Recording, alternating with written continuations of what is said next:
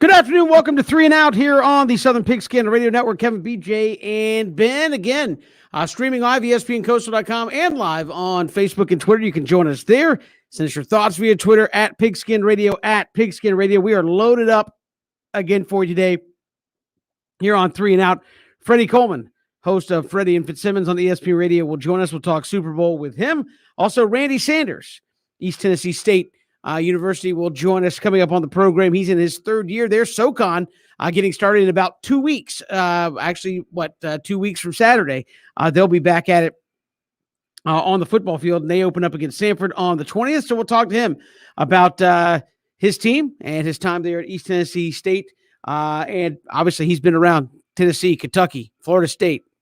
Been around a lot of great quarterbacks. We'll talk to him about that as well coming up later on the show. And Brad Stewart will join us here on the program. We'll talk about his time there at Georgia Tech, where he sees that program going, and more with Brad Stewart coming up in about 15 minutes or so here on the show. But the Super Bowl coming up on Sunday, getting closer and closer to kickoff, and you start to hear all the stories about the Chiefs and where they stand and how getting that Super Bowl cut almost took the Chiefs down. The Chiefs had 20, if you haven't seen this story, BJ and Ben, 20 people, including quarterback Patrick Mahomes, other players, staff members, lined up to get the haircut on Sunday with a barber who ended up testing positive for COVID-19. Backup center David Kilgore was actually getting his haircut when he found out that he was COVID-19 positive, which has then resulted in all the barber was COVID-19. The barber was COVID-19. I think everybody understood that's what I was saying.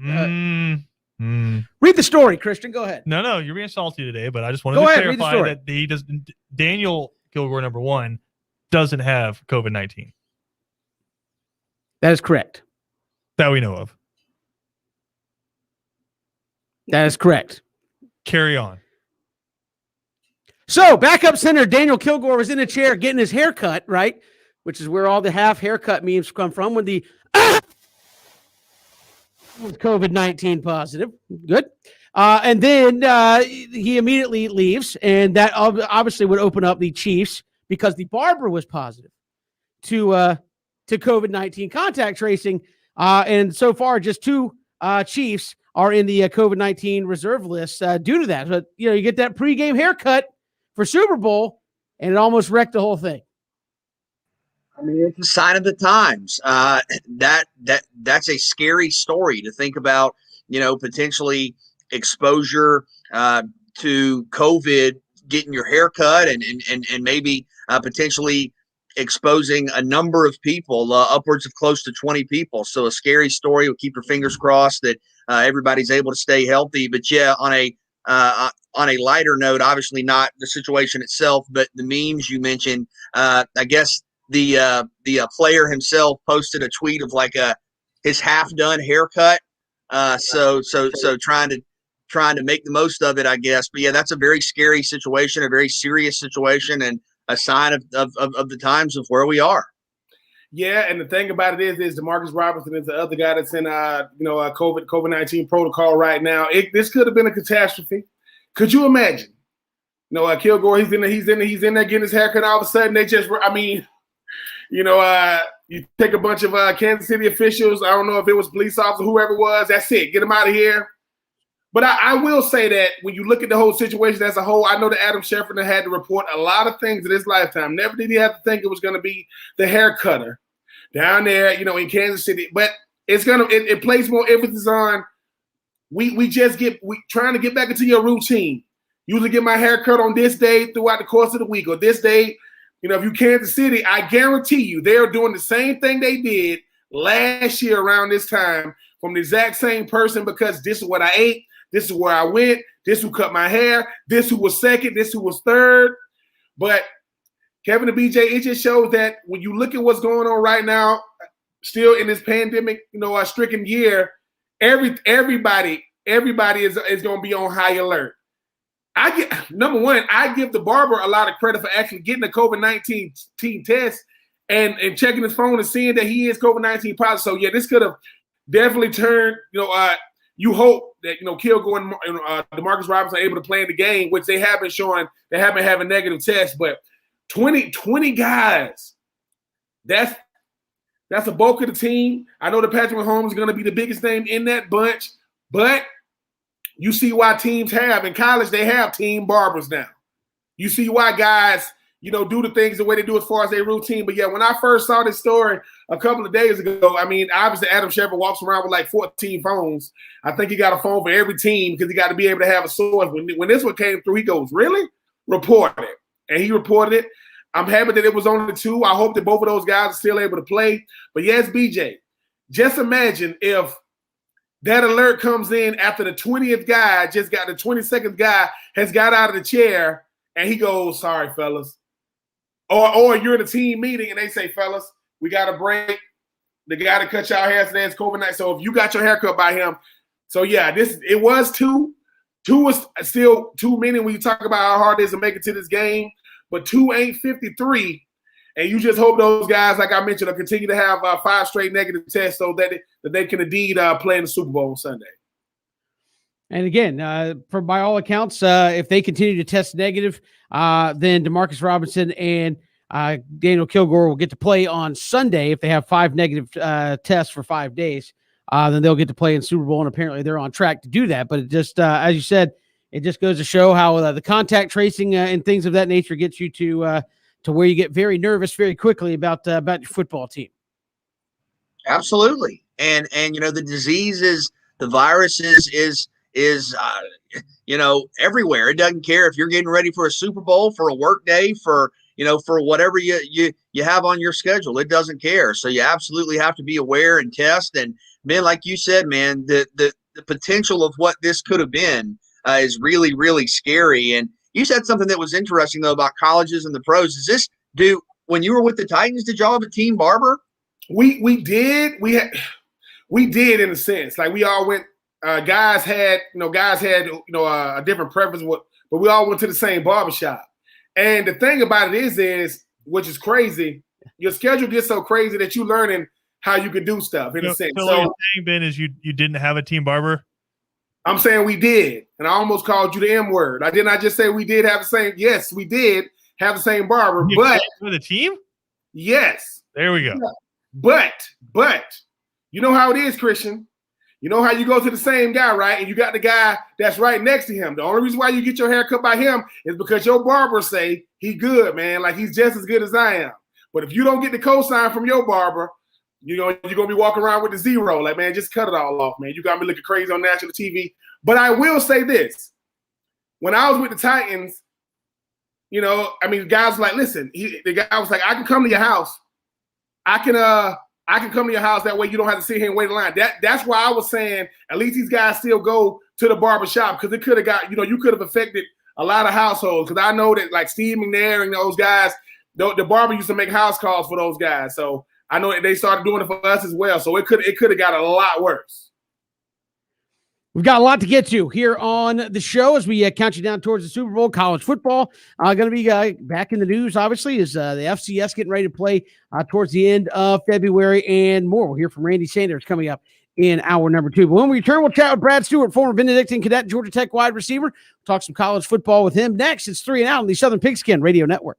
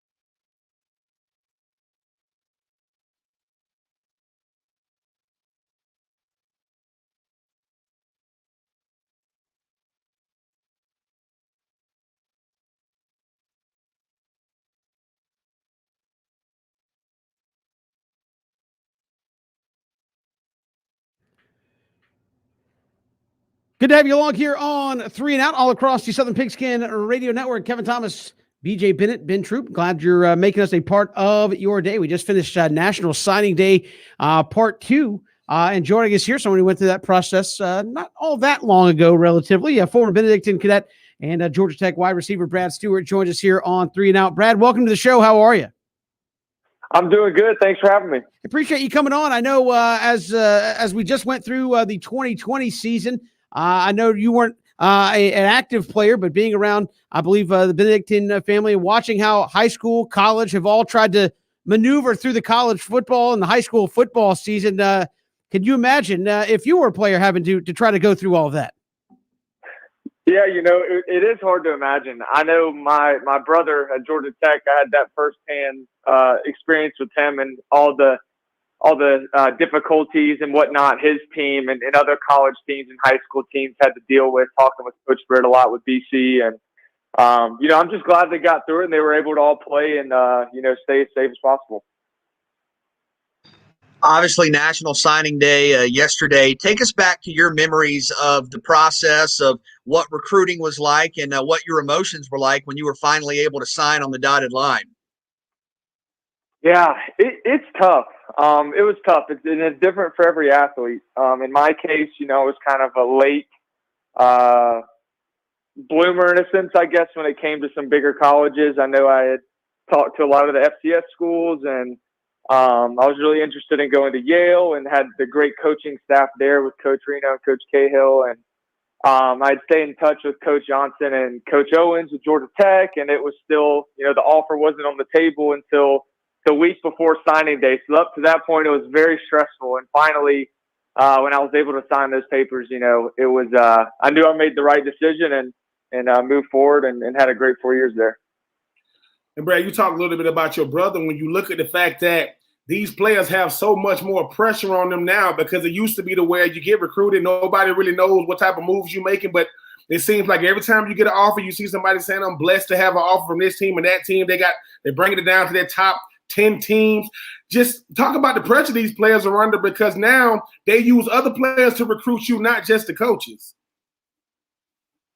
Yeah, it's tough, and that's how recruiting is getting. There is a lot of people interested in you. There's a lot of relationships being built between the coaching staff and their recruits. But, really trying to find, that impression, right, that those people that you really trust and ensure that, no one's going to be able to guarantee you that starting spot off the bat, right? And that's one thing people have to understand. You have to go in and put the time in and put the work in and understand it's going to be a process, but you got to go with the people that trust in your process and are willing to put in the work and effort to get you and see you as the player you can be in college. Brad Stewart joining us here on 3 and Out. And Brad, obviously, once you graduated, Jeff Collins has come in. You mentioned your brother playing for Georgia Tech. How have you kind of seen that transition from option football to the kind of spread offense that they're running now? And where do you think they're at in trying to move completely away from what Paul Johnson was doing? Yeah, it's been a tremendous, transition. As everyone knows, it's from complete different systems with Coach Johnson and his coaching staff and Coach Collins and his coaching staff. I think both staffs have great things about them. I'm biased towards my old coaching staff because that's the ones who not only gave me the opportunity to play in college, but gave me the opportunity for those 4 years to really play and contribute to the team. But Coach Collins and his staff, they do great stuff. I know Gavin's really enjoying it. It's been a great process. It's been a good transition. And hopefully, we'll see him come out this next year and kind of build upon some of the success last year. But Brad, I got to ask you about playing as a receiver in that flex bone offense. Obviously you guys were blocking a lot, but folks know this who follow Georgia Tech. A number of guys who played receiver in that scheme made it to the NFL and are still in the NFL. I'm looking at your stats, man. As a sophomore, over 20 yards per catch. As a junior, almost 25 yards per catch. 18 yards per catch as a senior. So you were still making plays downfield out there. Yeah, I mean, I think the number one thing that coming out of that triple option with Coach Johnson and Coach Buzz as the receiver coach was the number one thing was discipline. We were taught discipline right from the get-go. That's why I had the opportunity as a freshman to start because I, showed that I wasn't afraid to block, wasn't afraid to, put in the work in order to get and reap the rewards of, getting some of those long balls and some of the things receivers want. So definitely discipline and throughout the process. Brad, obviously you've seen that NCAA football is coming back around. I apologize. I was the reason why it went away, that $50 check that I got in the mail. I don't think it was worth it. But the fact that the NCAA football is coming back, it got to make you feel good to know that these players get to finally see themselves out there playing, get to have a game that they're a part of. Yeah, I saw the news. I thought that was incredible. I know so many past players are excited. I know all of my the current guys, especially Georgia Tech, that I used to play with that are now older now. It's weird, but they're so excited that it's coming out, and I know everyone's going to enjoy the game. Finally, whether it was you, your brother, or some of the other guys you made it to the next level with, what's the biggest challenge? What's the biggest difference in even playing at a powerhouse program in high school like you did versus emerging on that college level and playing for a program like Georgia Tech? Yeah, it's just really, it's really how you adjust. And I've seen it go great for some of the greatest athletes. I've seen it go very poorly for some of the greatest athletes. You just have to be willing and able, especially as a senior in high school, going into a brand new environment, a brand new team. You're a new face, you're new to the program, you're starting from the ground up. You have to prove everything. You just have to be willing to adjust and really take coaching, be coachable, and just trust the process. You might not get it first year. You might not get it second year. You might get it first two practices. I mean, you don't know. It's just you have to really go in there, be coachable, and love the game, have that passion, and do whatever the coach is asking, whether that's special teams, whether that's blocking, whether that's, hey, it's third and long, we're throwing you the deep ball. Go get it. So.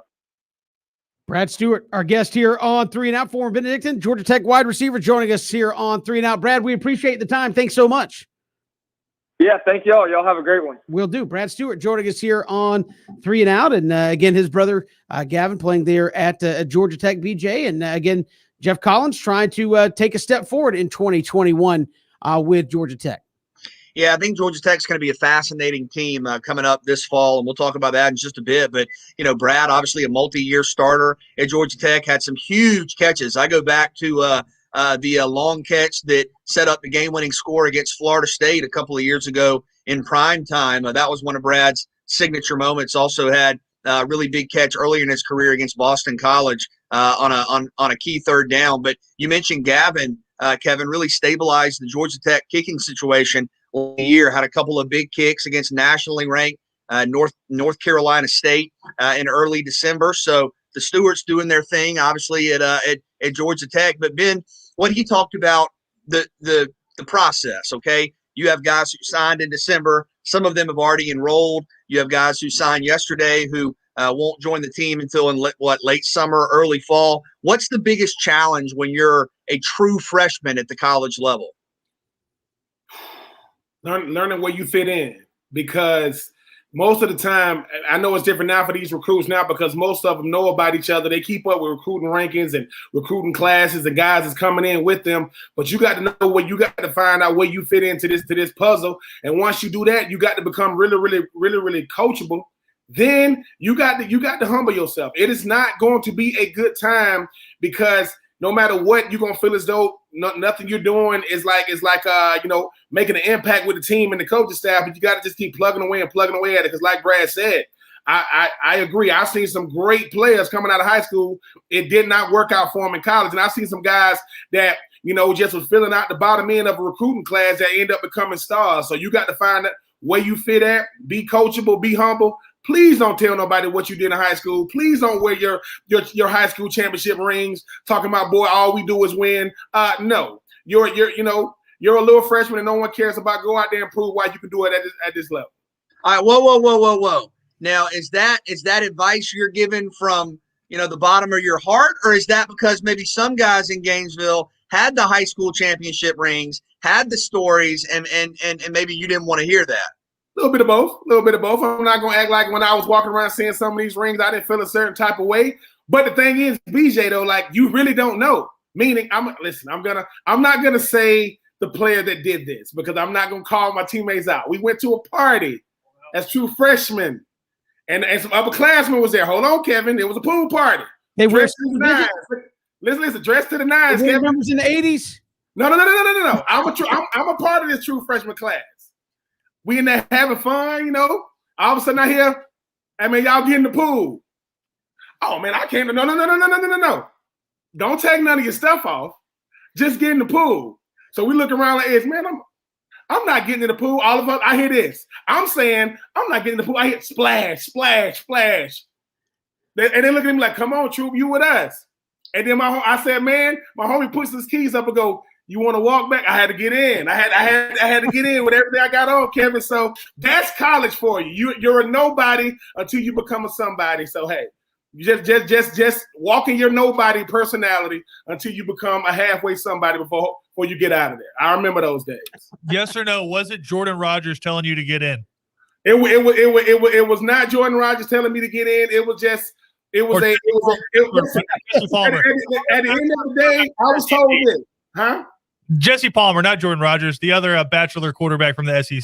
No. I would look at Jesse Palmer like, boy, if you don't get out of here. No, it was one of those things. But I will say this. This is what they said. Hey, if you ain't got no hair on your face, jump in the pool. We looking around like, man, ain't wasn't none of this. Jump on it, y'all baby face clowns. That's what it was. Y'all baby face clowns get in the pool. See how, hey man, I don't know if this water too cold. Hey, the freshmen there get in. Y'all get in the pool. Well, I brought my swimmer trunks. There, rocking the jean shorts. Hey, I can't remember, Christian, but I can't remember what we had on, but it was a fresh fit from the Oaks Mall, and it got all wet. Shoes and everything. And, had to drive home, you know, all the water in your shoes, looking at each other like, y'all talk all that trash on the field, and then y'all let this dude tell y'all to jump in the pool. They're like, you jumped in too. I only jumped in because you jumped in. So what you're saying is I ain't jumping in first. He was a starter on the team that year? He was. On the defensive side. I'm not Christian. I know what you're doing, Christian. I'm not going to tell you who it was. I just remember a voice saying, y'all freshmen get in the pool. And then you heard this, man, they ain't getting in. They jumping in cannonball. Boy, give a little pushback first. So, you know. We got more to come here on 3 Now. Appreciate Brad Stewart joining us all across the Southern Pigskin Radio Network, streaming live, ESPNcoastal.com.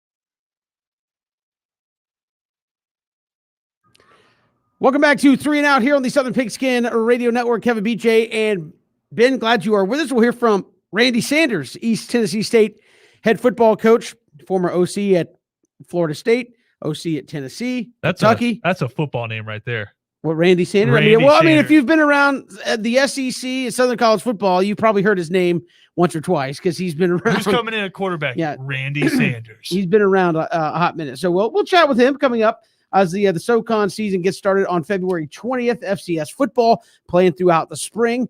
As we've mentioned a couple times here this week. We'll also hear from Freddie Coleman coming up in the final hour of the program, but a lot of college football news and notes out there. Clemson naming C.J. Spiller its new running backs coach, and Tony Elliott, the assistant head coach, offensive coordinator, and tight ends coach there at Clemson. So Dabo continuing to take care of the coordinators there at Clemson. Yeah, and Tony Elliott, a really good coach. Remember, a lot of people thought he was going to be the guy at Tennessee, and has been rumored for a number of different head coaching vacancies, and has certainly got the resume to be a head coach. But Dabo Swinney, one of his biggest keys to success is that he's been able to maintain stability at the coordinator position. If you think back a couple of years ago, I believe it was 2 years ago now, Jeff Scott became the head coach at South Florida. He was co-offensive coordinator with Tony Elliott. So you think about Brent Venables has been there now for a decade plus. You think about Elliott. That's been a big key for Clemson. In terms of the C.J. Spiller hire, I'm in love with this hire. C.J. Spiller is one of my favorite college football players ever. He is one of the greatest college football players ever, and one of the real innovators at the position when you talk about rushing production, receiving. We all have memories of him, returning kicks and punts. A guy that I follow him on Twitter, really good follow on Twitter. Always enjoy his posts, and he's a playmaker. He's a leader. He's a winner. That's a great hire by Clemson. Great hire. Absolutely. When you're trying to be able to establish yourself as one of the premier schools in the country, you got to have some of the most recognizable names of the past. C.J. Spiller is going to be able to walk into any kid's living room that when they're trying to get a running back who has a better resume than a guy like C.J. Spiller. I think if I'm not, I could be wrong. I think his number 28 got retired when he was at Clemson, BJ, from his time there. And Tony Elliott, I mean, getting a raise of $2 million a year to go along with Brent Venables shows why Clemson is what it is. How do you show a coach you appreciate what he does? Add money to his bank account. How do you boost the resume of your team? Go and get one of the biggest names ever come through there. Check for Dabo Swinney. So, yeah, C.J. Spiller, big-time hire. Ain't too many players at the running back position got a resume like his from his time in college. But yeah, he was a GA last year. Get the running back job this year. Looking forward to seeing what he's going to do with the running backs. Had some other college football news and notes. Georgia Tech going to play North Carolina 9/25. We're going to play it at Mercedes-Benz Stadium. I believe that gives Georgia Tech one game a year in Mercedes-Benz for at least the next 5 or 6 years here. I don't know about you guys, but I like this. Mercedes-Benz is arguably the best football facility in the world. It is breathtaking. Ben, you walk in there. I know you've been there. You and I have been there together. You look up at that unique, I guess, jumbotron scoreboard, and it's opened up to the sky, and it's like an internal sphere or whatever it's got going on, and then just the kind of appeal and the unique nature of the stadium from the outside. Look, man, you're Georgia Tech. You're representing Atlanta. That stadium, Bobby Dodd, is a big time piece of college football history and tradition, and that's a special place too. But you have a chance to play in the Benz. I think you do it. You get that national attention, that national spotlight, and you give your student athletes an opportunity to play at both one of the oldest. Kevin, you might know this. Bobby Dodd might be the oldest on-campus football stadium in the country. So you have that tradition with the backdrop of the skyline and everything, and then you give them the opportunity to play in one of the newest state-of-the-art facilities. That's a great opportunity both of those facilities present for the student athletes at Georgia Tech. That's a recruiting pitch. You get to play in Atlanta. You get to play for Georgia Tech, some of the best uniforms in college football. You get to play from a team that's built as enriched in tradition. And and by the way, yeah, we get to play in the Dome. We get to play Mercedes-Benz Dome. I don't know why it's taking this long. I mean, Kevin was like, yeah, in the next 5 or 6 years, absolutely.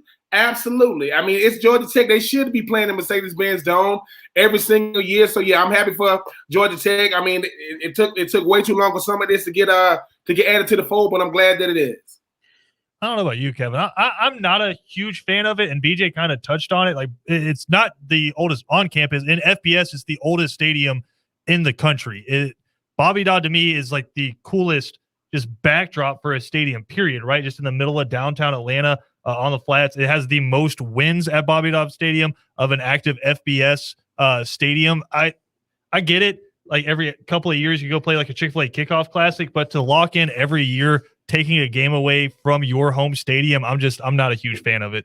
Well, I just look at it like this. I mean, it's not like you're not playing in Bobby Dodd. You still get the opportunities to play in Bobby Dodd every other home game. And again, I don't know enough. Players get a chance to play in London every year, so that's cool.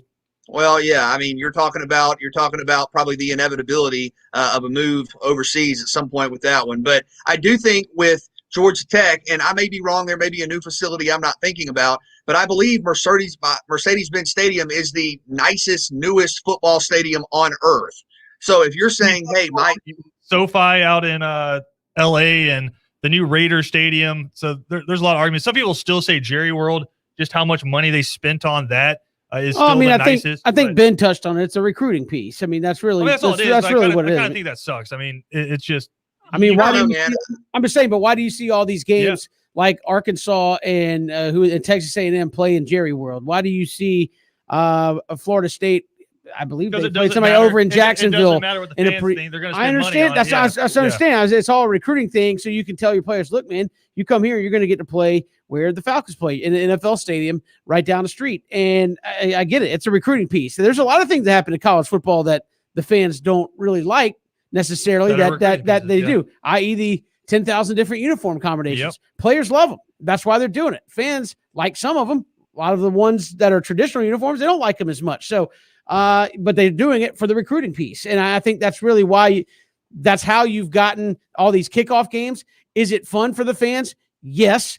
To have two teams play in Atlanta on the opening weekend, but it's more for recruiting, saying, look, you're going to get to go a number of these places and play college football while you're here. It's plain and simple. And say what you will, BJ, I still feel like you have an X amount of home games every single year. And so when you give one of these up, I don't feel like you have a, quote, home field advantage when you go to Mercedes-Benz, right? Because they're going to try to sell as many tickets as they can. And I'd be interested to see what the split is, but it's not a home field advantage. You're going to basically a neutral site. Yeah, it's still Atlanta, but it's the same as the SEC championship. You're not playing in Sanford Stadium, so I think you kind of lose that home field advantage. Georgia Tech, you're not playing in Bobby Dodd Stadium anymore. You kind of lose that home field advantage there. I get it. It's recruiting. It's cool to see the national stage. They played there a few years ago when they played Tennessee, right? And that was a fun opener to the season. But I hate giving up a home game to go play in another stadium, especially when you have one of the coolest and most historic, if not the most historic stadiums in the country. Yeah, I was at that Georgia Tech Tennessee game. That was the second ever college football game at Mercedes-Benz. It was remarkable. Still can't believe Georgia Tech lost that game, but I just look at it as it's about the student athlete experience, right? You have a chance, and I understand what you're saying about the stadiums out west, but you have a chance to play in one of the 4 or 5 best facilities on planet Earth for football, and it's right down the road. It's where the Falcons play. It's an elite showcase venue that's a little different. I think it's a great thing. I would agree with you if you were saying, hey, we're taking a game away from Bobby Dodd, which I love, like you as well, to go play it just like Stadium X, a random stadium, but it's one of the greatest stadiums in the world in your home city. I think it's a great way to accentuate the Atlanta experience for the student athlete. A couple other news and notes around as well. Of course, we talked a little bit about Will Muschamp, an analyst now at Georgia. Doesn't have to do anything but talk defense all day. You wake up in the morning, talking defense. Go home at night, you're talking defense. So that becomes news. Also, Dan Lanning and Del McGee get the big raises there at Georgia as well. So I think you're seeing the programs like Alabama just lose some to head coaching jobs, but the Clemsons and now Georgia, in other words, I think you're seeing these successful programs pay those coordinators almost like you would your head coach, and you can get a lot of stability hanging around your program. Dan Lanning, I mean, I think is a really, really good hire. That's kind of how I thought that coaching should go. You just get a guy that's already been on the staff, that's worked his way up, that's proved himself. Coaching linebackers, finally getting an opportunity to be the DC, and then when you look at the guys, he's been the D coordinator for a while. Then They're just I'm sorry, I'm trying to be congratulatory, for these Georgia boys, but I will say, with the Muschamp situation, Christian, something we was talking about, people be saying, hey, why isn't he getting a head coaching job? I think what happens is Will Muschamp has gone through the grinder. He's understand. It takes a lot out of you to run a big time program. I think him being back, being one of the most, one of the best minds on the defensive side of the ball, I definitely think he's going to be able to help them Georgia guys be able to hone in. Because now, and something you said, Christian, he's been talking about Clemson every day for the last month and a half. So being able to go out there and really fine tune that defense, I'm happy. I'm happy with Will Muschamp on top of the fact he gets to spend some time with his kid. Yeah, to me, Muschamp's resume, could easily be one of the top coordinators in college football. We've seen turnover not only at the head coaching positions, but correspondingly, of course, with the coordinators. You saw Derek Mason get fired at Vanderbilt, emerge as the defensive coordinator at Auburn. I think if Will Muschamp wanted to be a coordinator, Tennessee currently doesn't have a defensive coordinator. They are looking at options. So maybe there's something to be said for, hey, get a nice little check. Just show up and watch the game tape. As you mentioned, some time to spend a little extra or a chance to spend some more time with family. So happy for Coach Muschamp. I still think he's a really, really good football coach, knows football, and that's a big-time addition quietly for the University of Georgia. Absolutely. And again, Will Muschamp, Kirby Smart learning the ways of Nick Saban. Just load up with analysts, and you can have the best coaching staff out there that money can get you, whether they're on the field during the games or not, right? Well, and it's amazing the caliber of coaches that are analysts. Charlie Strong was an analyst at Alabama. Charlie Strong, he's like one of the preeminent defensive minds in all of football.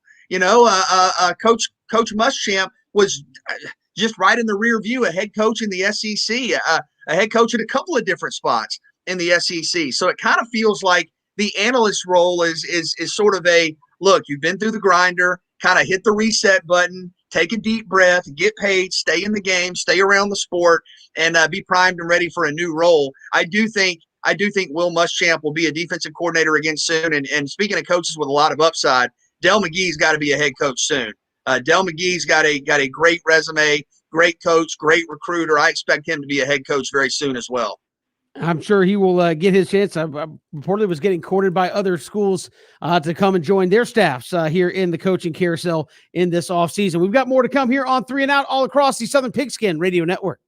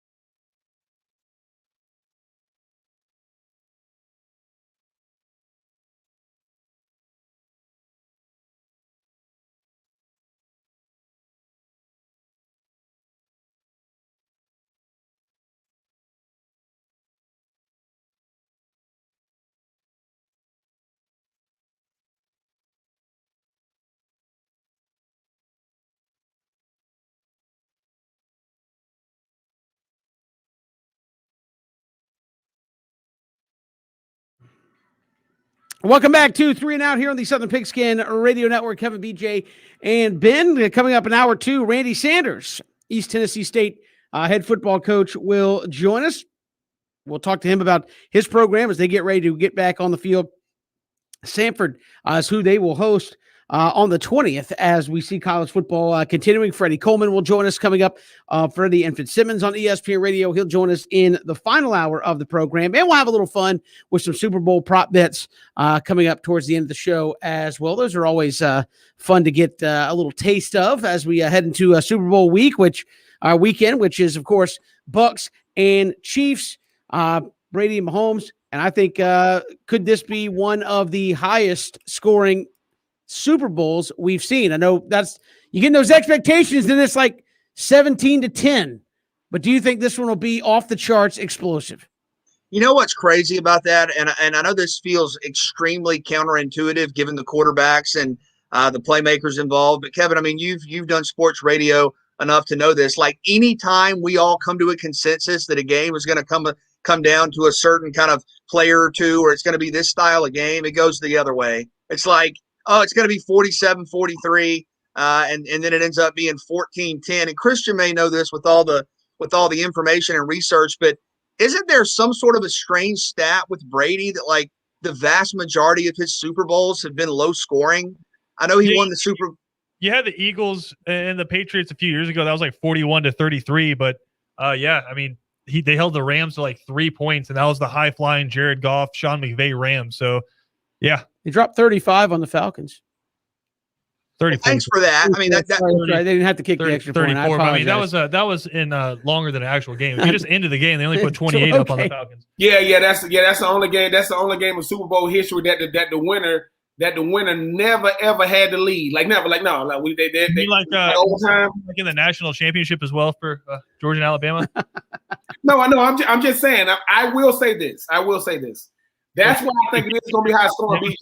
No, I do think it's going to be high scoring because Tom Brady is going to show the world that I can adapt. I'm the greatest at adapting to football situations I've ever seen. He can adapt to anything. People are going to go back to when he lost against Philly. He had 500 yards passing against Philly. That was the worst defense in Bill Belichick history. He had a shot. I'm just saying Tom Brady is going into this game telling Bruce Arians, he's telling Byron Leftwich, we have to be able to match the firepower of that offense. We can't be concerned. This is not the time to be conservative. This is not the time to play situational football. Oh, no, I disagree with you. I think you're going to see Tom Brady take like 25 seconds to get to the line. Like I think every time they're going to complete a 5-yard swing route to Leonard Fournette, and then it's going to be down to like 8-7 on the play clock before they're going again. I think Tom Brady's about to just death by 1,000 cuts. Yeah, I do too. I do too. I think they're really going to milk the play clock. But I guess at the end of the day, it's not about what Christian thinks or what I think or what you think. What does the hat think? Because I've noticed this here, and I don't know, Kevin, if you've seen this. Maybe I just didn't notice it in recent days. Does the hat have like indentions that are getting larger and bigger at the top? Yeah. This is aerodynamic design, BJ. I thought you would have saw this yesterday. I mean, when it's about, I couldn't find the actual color that Smokey wore, so I just had to get how it looks.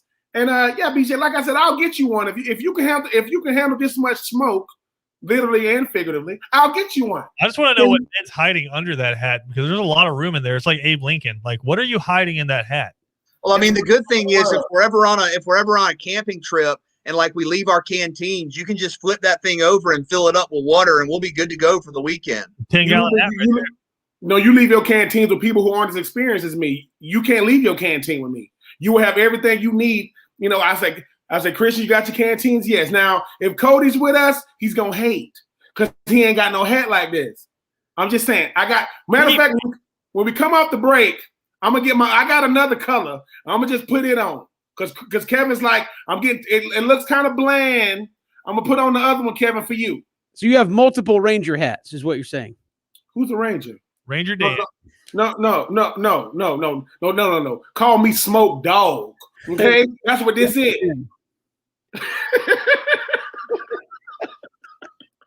Ranger Ben says only you can prevent forest fire. No. Kevin usually does the presentation. but he's not as serious. Kevin goes, you guys have time, fun of the park. I go, boop, come back. Stand in line. No, we don't do that here. We will come back. We'll take 3 right around the corner. Randy Sanders is going to join us next hour as well. We'll take a look at college football. Who has some of the best returning production coming back in 2021? All that in hour number 2 here on 3 and Out, Southern Pigskin Radio Network.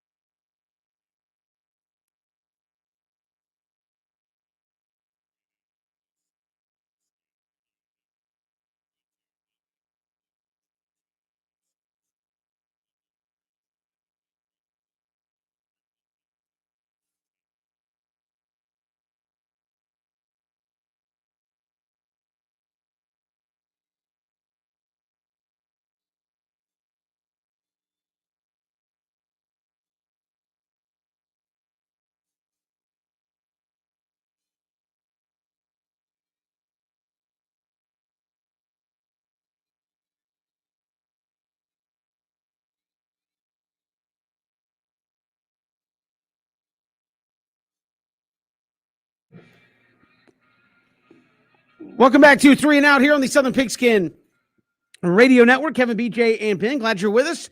Randy Sanders, former Tennessee offensive coordinator, was at Kentucky, offensive coordinator at Florida State, now the head coach at East Tennessee State, going into his third season there for East Tennessee. He will join us coming up in just a little bit. We'll talk some football with him as East Tennessee set to open up against Samford on the 20th, as we will have FCS football here in the spring. So he will join us coming up in just a little bit. Freddie Coleman, host of the Freddie and Fitzsimmons show on ESPN Radio, will join us coming up in the final hour of the program. But it's 4 o'clock.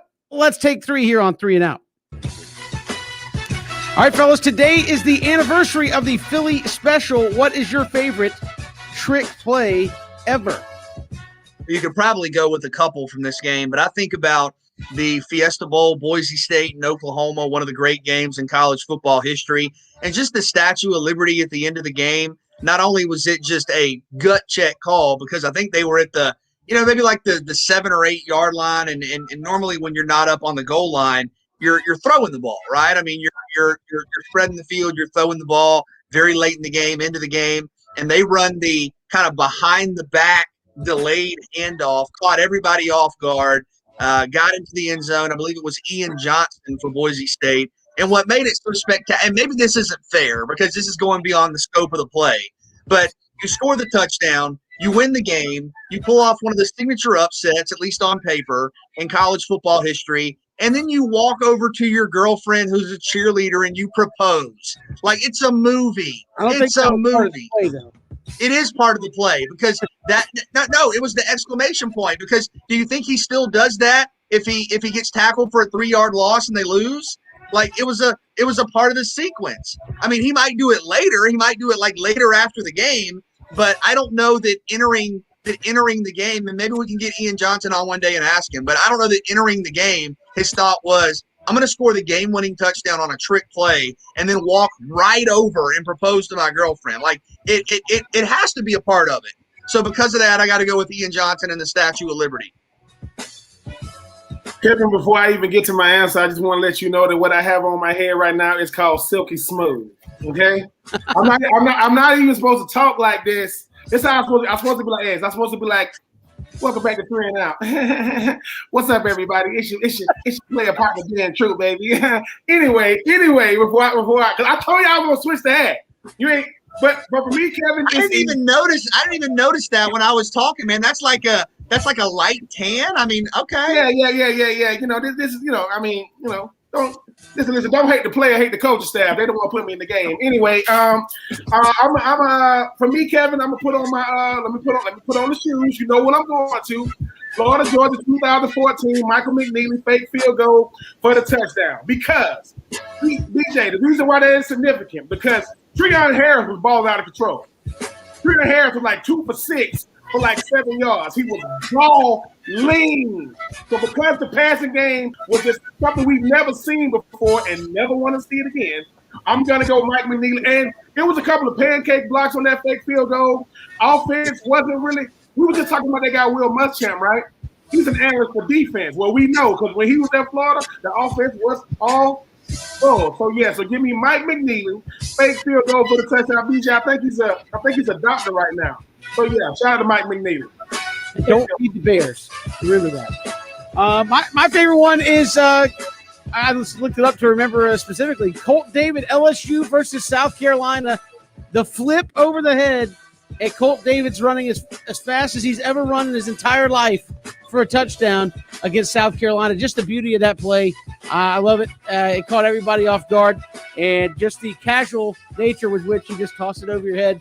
And, the blind toss, I mean, it could easily have been intercepted going the other way, but you're running in for a touchdown. Hold up, Kev. Let me ask Ben one question about one more play, because I think you might have been there. Were you in Tallahassee when Chris Winkie ran like the super long, like double play action bomb that he held for like 10 seconds in the end zone?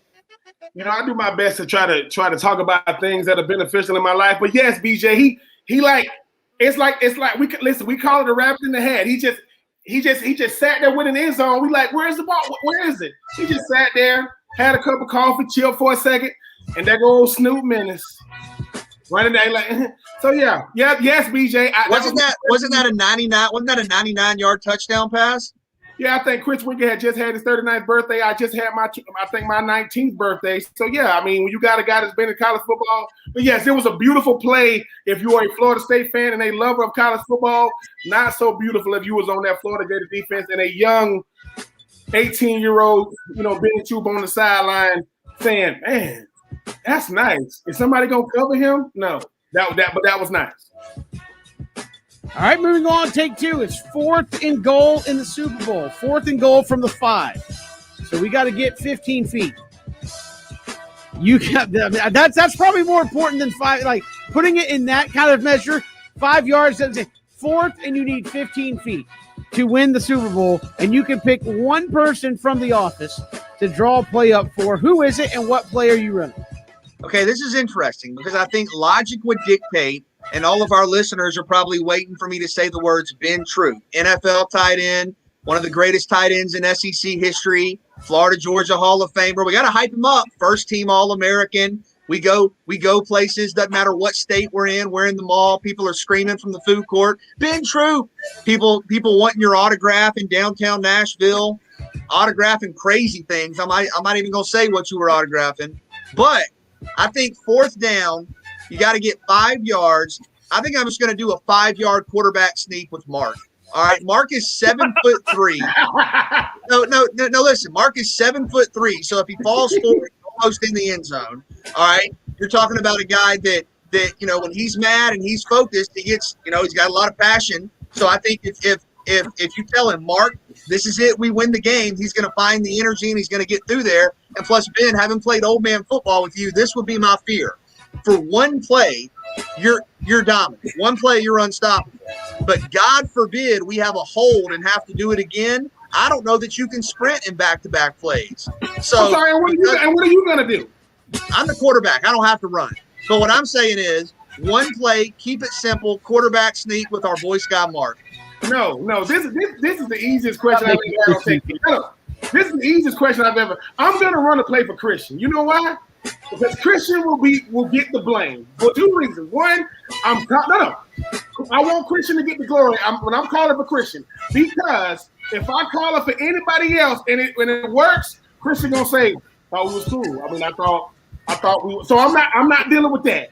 And I'm gonna put and BJ. This is why I'm gonna This is why I'm gonna call it for Christian. This is why I question you at quarterback.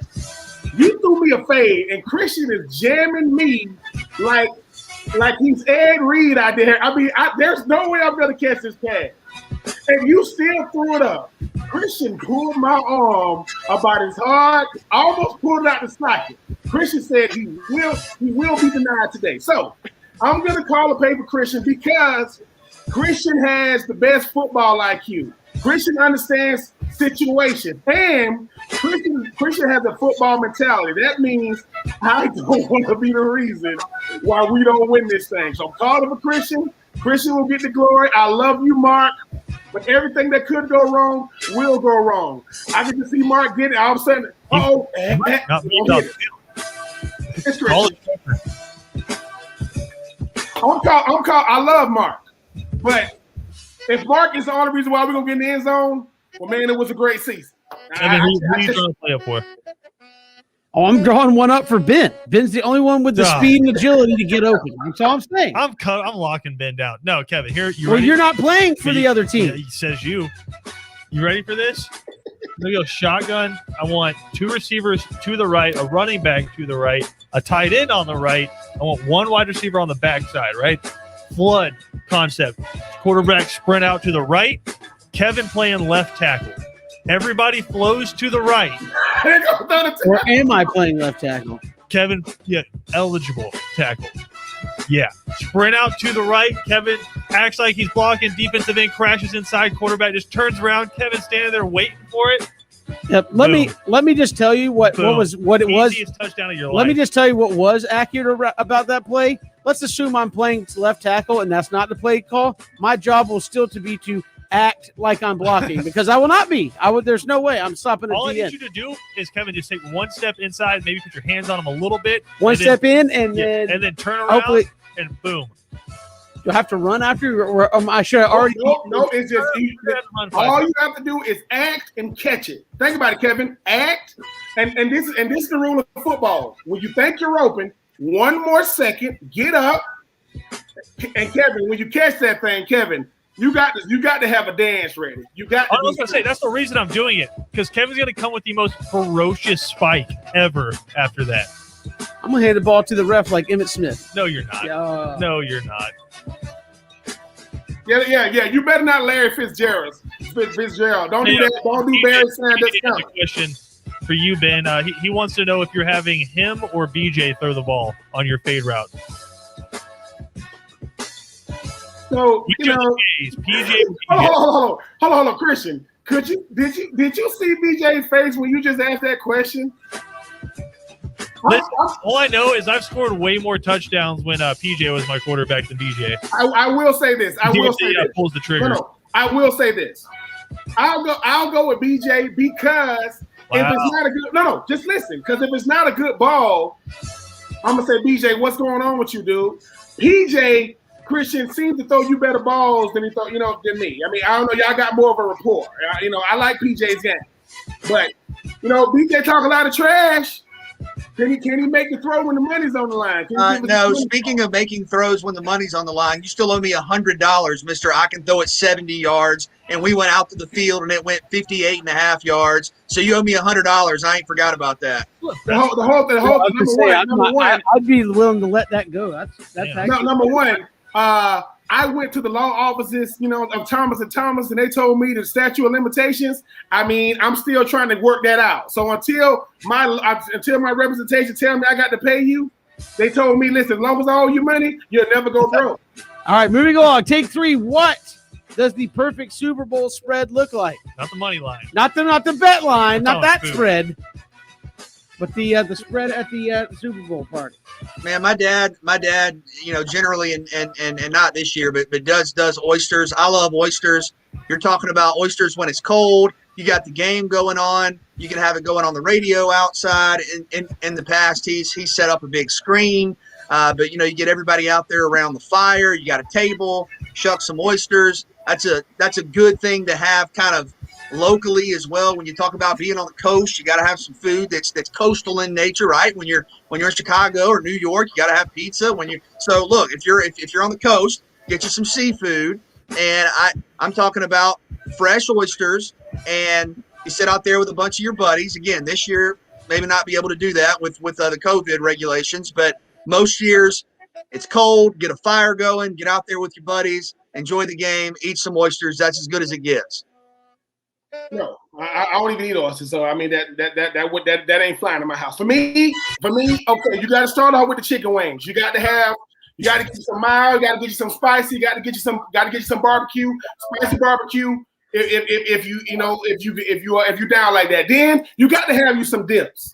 I mean, dips got invented during Super Bowl, and for dips, I mean, for you spinach and artichoke people, for you cheese, buffalo chicken dip is outstanding. Now you got to get to the meats. You got to have some ribs, some chicken, and some meatballs. You can put the meatballs in the crock pot. You got to have you some nachos. I'm giving you a lot of, and with the nacho, steak and beef. You're not repeating things. Chicken wings and chicken will classify as different things. And so the nacho, steak and beef, ribs, chicken and meatballs, you got chicken wings, dips, and obviously you got to save some lives. So cookies, brownies, cupcakes, things that you can just keep on, So for me, I got to have it all. You guys ever watch Pawn Stars? Of course. You know when they go like, hey, I need to bring in an expert on this? I'm going to go to my expert, Kevin Thomas. Well, that's true. The Super Bowl spread, chicken wings would be a good one. I would say, a nice cheese tray. I would say if you come to my Super Bowl party, you can bring a fruit tray. I will deposit it in the trash. And I will say, hey, it is the Super Bowl. What about the uncooked broccoli on the tray? Yeah, the broccoli, we will have a game at halftime. It's going to be called Who Can Throw It the Farthest. That's going to be our game with the broccoli. If you eat it, you get to leave. That's not how it works. But no, you have that. You have a nice little cheese and cracker tray. Some buffalo chicken dip would be nice. Oh man, yeah, amazing. And then some chicken wings out there as well. Maybe some of the little tiny sandwiches. can I just get in on yours? What about? Yeah, you come to my house. What I don't care. about some beanie weenies? Like pigs in the blade. Little sausages. Hold on. With or without like hamburger meat. What about the my favorite on Super Bowl Sundays? The 9-layer dip. That's just unbelievable. What is a tiny sandwich? A little sandwich. That's a little finger sandwich. A little finger sandwich. See, they know what I'm talking like about. the pinwheel sandwiches? Love the You can do pinwheel. those. Yeah. I mean, just a little sandwich is about 2 bites. I feel like we're glazing over the 9-layer dip though. Where you like the sour. I mean, I don't need no 9-layer dip. Guacamole in there. You can feel free to come. What's the dessert? What are your dessert choice? Y'all eat guacamole? Yeah. Oh yeah. I mean, it's Oh, football, no. so you go with the standard, the chocolate chip. Hold Or on. maybe Kevin, somebody comes to your house with the vegetable tray and gets deposited in the trash. And BJ will be there to take it out of the trash and take it home. It will be the hey, here you go. And if you eat it, you can leave. Y'all really don't like vegetables? Like of the three For of the you, none of Super you Bowl like party? vegetables. I love vegetables. I love squash. For the most, I love 90% of zucchini. the I time, love BJ, I'm with cabbage. you. I love greens, and I love kale. BJ, I'm with you 90% of the time. I'll eat vegetables. I try to eat as many vegetables as possible. Super Bowl party, there ain't no vegetables, man. No. There's Teddy Brewskis. There's 4th and 2. You're gonna punt on That's what I'm the. saying. Like, I mean, the beef that I'm eating. Hopefully, he ate a lot of vegetables, a lot of grass. And foods that you don't need utensils for. It's okay. My Super Bowl spread ate the vegetable The tray. only utensil you need at a Super Bowl party, Kevin, is your hands and some napkins. no, the scoop chips. The scoop Exactly. chips is all you need. That is true. It's fine. I mean, DJ, you just want oysters? Oh no.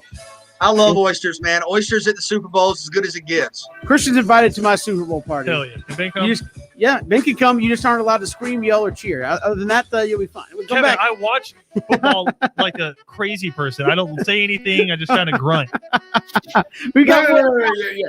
Randy Sanders will join us when we return. It's 3 and Out on the Southern Pigskin Radio Network.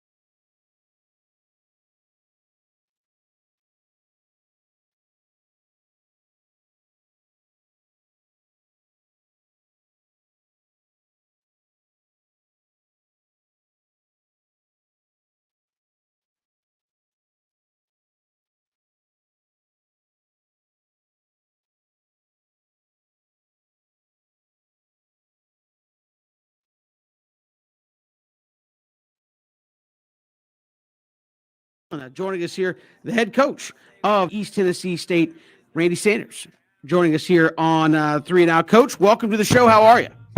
I'm doing well, guys. I appreciate y'all having me on. It's nice to be talking football and actually getting ready to play football instead of just talking recruiting in February. It doesn't happen very often. Certainly, and again, your calendar, I'm sure, has been all backwards here with you guys playing in the spring. You literally close out National Signing Day yesterday, and you guys play a game in a couple of weeks against Sanford.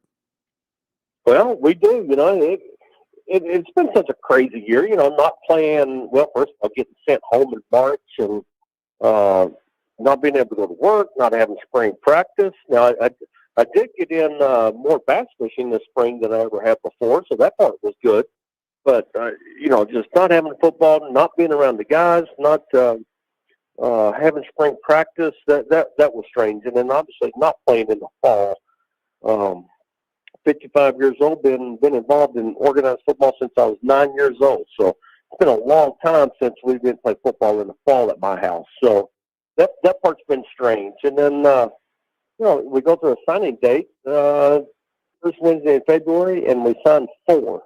And that's all I wanted to sign on that day. So it's crazy when you're happy signing 4, when you're typically signing 24 or 25. That tells you how unusual the year has been. And Coach, obviously, you guys are getting ready for the start of a season in a couple of weeks. As you guys practice right now, in your mind, does it feel more like a fall practice, given that a schedule's on the horizon, or does it feel more like a spring practice, given that, well, look at where we are on the calendar? Well, it's I don't know that it feels like either, to be honest with you. It's unusual to be practicing. Well, we go out there Tuesday, and we got like 12 coaches, and we got the AD and strength coaches and everybody out there shoveling snow off the field so we can practice. I don't know if I've ever shoveled snow off the field so you can play your first game, trying to get ready to practice for your first game. So that's different. It's different having a preseason. Typically right now we're not allowed to do two-a-days anymore, but you bring them over, you have meetings in the morning, they lift weights, you have lunch, you come back, you have more meetings, you go to practice, you have dinner, you come back, you have more meetings at night, then you start again the next day. We're trying to do preseason camp with school going on, limited to a maximum of 4 hours a day and 20 hours a week. So sitting in here counting, all right, how much time were we on the field Monday? How much time were we on the field Tuesday? How long were we in meetings?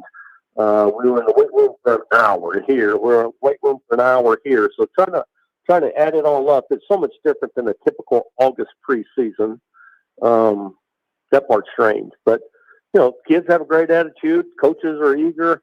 I told our players, y'all might be the luckiest group of players in the history of college football. You get an opportunity to play 19 regular scheduled games this year. If you love playing football, it doesn't get much better. Now, I also tell them, if you don't like playing football, you just like walking around wearing a sweatshirt saying you're a football player, you're probably going to be miserable this year. So we'll find out who likes football, who doesn't. But the opportunity to play 19 games, opportunity to coach in 19 games gets me excited. I know that.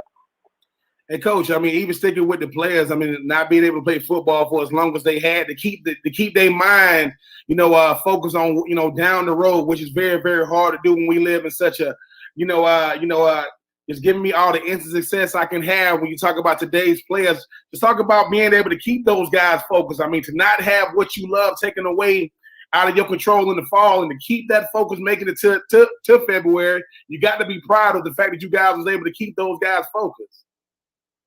Well, anymore, I don't know if you can keep teenagers focused. Just to be honest with you, hopefully you keep them excited about playing. I think we got a lot of really good young men on this football team that like playing football, and that's one of the things that I have tried to emphasize in recruiting with our coaches is let's find guys that love football. Let's find guys that like to play the game, and I think we've done a pretty good job of that. We're young. We're a really, really young football team. I think I have 6 seniors, 8, 9 juniors, and a big part of the juniors are brand new to our program as transfers. So we're a really young team. It's going to be interesting to see how these young guys do respond to the challenges we're getting ready to face. Not only playing as many games as we're having, but there's no question. You look at pretty much every college team in America at some point had some COVID issues, whether it was testing, contact tracing, whatever the case was, where you had players miss time. And as I tell the players, I tell the coaches, it doesn't matter if you're the first team right tackle or the fourth team right tackle. You better be getting ready to play because you're one positive test and 2 contact tracings away from being a starter. Saying it's going to be crazy, it's going to be nuts, but I just go, hey, let's go play, let's go have as much fun with it as we can. I made the comparison to like going to play golf, and you have one of those games where you're only allowed to pick 3 clubs or 4 clubs, and it may not be your best game of golf, but it's still fun trying to figure out how to hit a 6-iron 102 yards over a bunker. You might do it, you might not, but it's still fun trying. So that's kind of the way I'm trying to sell this season to our players and to our coaches. It might look strange. It might be a little strange at times, but let's go have fun doing it and do the best we can with it. And it's still football. We're still going to put on cleats, put on shoulder pads, put on a helmet, and go out and play. So let's just go do the best we can and have the most fun with it. We can find a way to do. Randy Sanders joining us here on a 3 and Out East Tennessee State. Again, your first year, 8-4, 3-9, tough go of it in 2019. Where do you feel your team is now? I saw the other day you had 5 players, first team all conference in the preseason. You said you were young, but is this a team that, despite being young, can still go out there and win a lot of ball games? No, I think so. I think honestly that 2018 the 18 team that went 8-4 and won the conference championship probably wasn't quite as good as its record. I think the team last year that went 3-9 was probably a lot better than its record. So we won some games we probably shouldn't have in 2018, and we've lost some games we should have won last year. So I think this team is better than 3-9, but the competition is going to be tough. Their schedule didn't do us any favors at all. It still gets down to who makes plays when the game's on the line. 2 seasons ago, we made plays when the game was on the line. Austin Harris and those guys, when you had to have them, they made them. Last year, we lost 7 one-score games or 6 games by 1 score or less, and we got to find a way to win those games. And year before we were 6-0. Last year I think we were 1-7 in 1-score games. So that's the difference. We got to find a way to make plays. You don't expect to win them all, but you certainly don't expect to lose them all either. Coach, that 2018 season with the SoCon championship and getting into the playoffs, I mean, what was that like big picture, given that, of course, ETSU didn't have football for about a decade, and a couple of years after coming back, you had that program on the national stage. Just kind of walk us through that process and what that was like for you and your staff. Well, we had a big senior class. I think I had 33 guys go through senior day in that last home football game. So that tells you a little bit about the amount of maturity that team had. Had a lot of guys that had been here since football was brought back. Had been here since they get ready to go out to practice and realize they don't have any footballs, or they're wearing shoulder pads that were donated by the local high school so that they can get out there and practice until, everything was brought on. So it was a group that had literally been here when it started with nothing and was really, really hungry, wanted to win. They were seasoned because they had had their brains beat out for a while. And once they started having a little success, really, really liked it. And the more success they had, the more they listened, the harder they worked, the more determined they became. And it was a really fun team to be around. Last year, I thought our team showed unbelievable character. I thought the team showed unbelievable integrity. just because they kept fighting week after week after week, even though we kept, getting our heart broken late in the fourth quarter, but not getting it in the end zone or finding a way to lose in overtime or giving up a long pass in last minute or so of the game that cost us. But teams just kept showing up and working. So it's been fun. I've enjoyed it. I enjoyed the kids. And I'm looking forward to what this season brings. Who knows? The last 2 years have been so unusual. It'll be interesting to see how this year goes. And with the craziness of 2020 and what has been, no reason to think it won't be crazy in itself. And Coach, I got to ask you, I mean, your perspective on the quarterback position. You obviously coach Peyton Manning, you coach T. Martin, Andre Woodson, Jameis Winston. You obviously played the quarterback position with so many different ways to play it, from spread to dual threat, RPOs. How have you seen the quarterback position evolve over the years? Well, we got 3 guys right now that are really competing for it. They're good young men. First of all, they play hard. They're working hard. They each have their individual strengths and weaknesses. And I wish right now, but I wish I knew which one of them was going to be the starter. It's starting to kind of shake out a little bit. I think who's going to be the starter, but then we'll have to tailor what we do to their strengths and the strengths of the rest of our offense. But I feel much better about the quarterback position right now than I ever did at any point last season. I will say that. Last season, I knew that was going into it. I knew that was going to kind of be our Achilles heel that we had to find a way to overcome.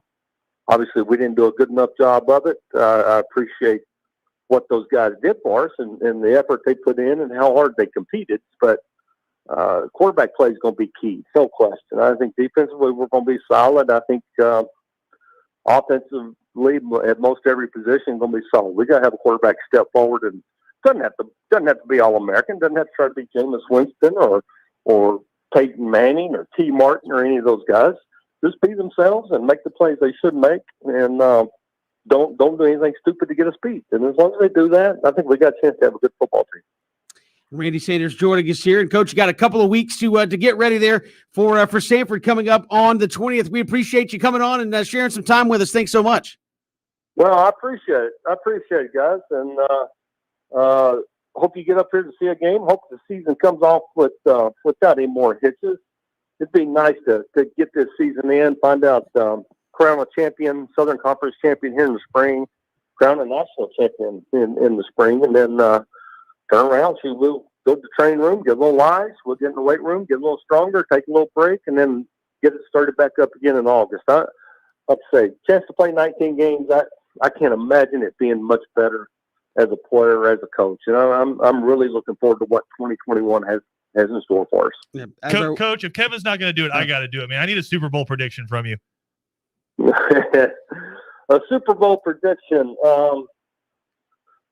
Wow. I always say when you get in total close games, you go to the team's got the best quarterback. So if you guys can tell me which one's got the best quarterback, my prediction. And it is amazing that as the playoffs have gone on, you look at the 2 quarterbacks that's left, the 4 quarterbacks that were in the championship games, the quarterbacks that were in just made the NFL playoffs. It's a great testament to how important that guy is. And I think the higher you go in football, the more important it is. I'm never going to bet against Brady, but Kansas City's got so many weapons. It's hard not to go there too. Randy Sanders, our guest here. As I told somebody the other day, if I'm betting my house, I would probably bet on the Chiefs. There you go. If I were betting my fishing boat, I ain't betting on anybody. Randy Sanders, our guest here on 3 and Out. Coach, again, we appreciate the time. Thanks so much. You guys. Thanks, guys. Appreciate it. Randy Sanders, our guest here, head coach at East Tennessee State. They get started on February 20th. We'll come back with more 3 and Out on the Southern Pigskin Radio Network.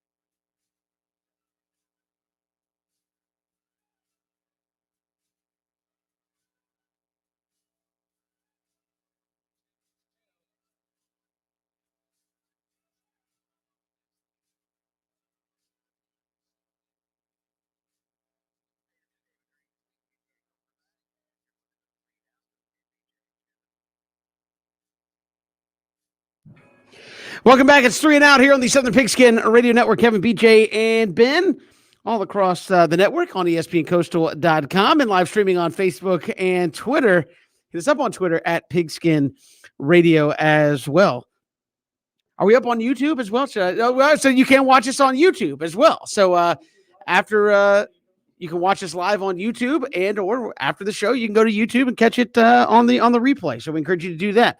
ESPN Coastal on YouTube is where you can check that out. But BJ, Bill Connolly took a look at who's coming back for each team in 2021, looking at the returning production and where the drop-offs may or may not be in his formulaic I guess equation to figure this out. He has Louisiana, the Raging Cajuns, as the number one team in the country in terms of returning production from last year, 96%. Miami, number 3 on that list. I know you're big on the Canes making a big splash in 2021. They sit at number 3 in terms of where that expected production's going to be.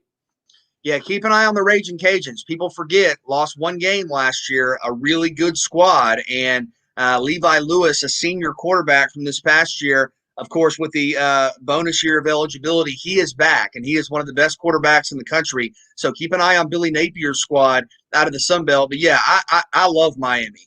I think Miami is a preseason top 10 to 15 team in May. If you want to tell me, they deserve to be in the top 7 or 8, I'll at least hear that argument.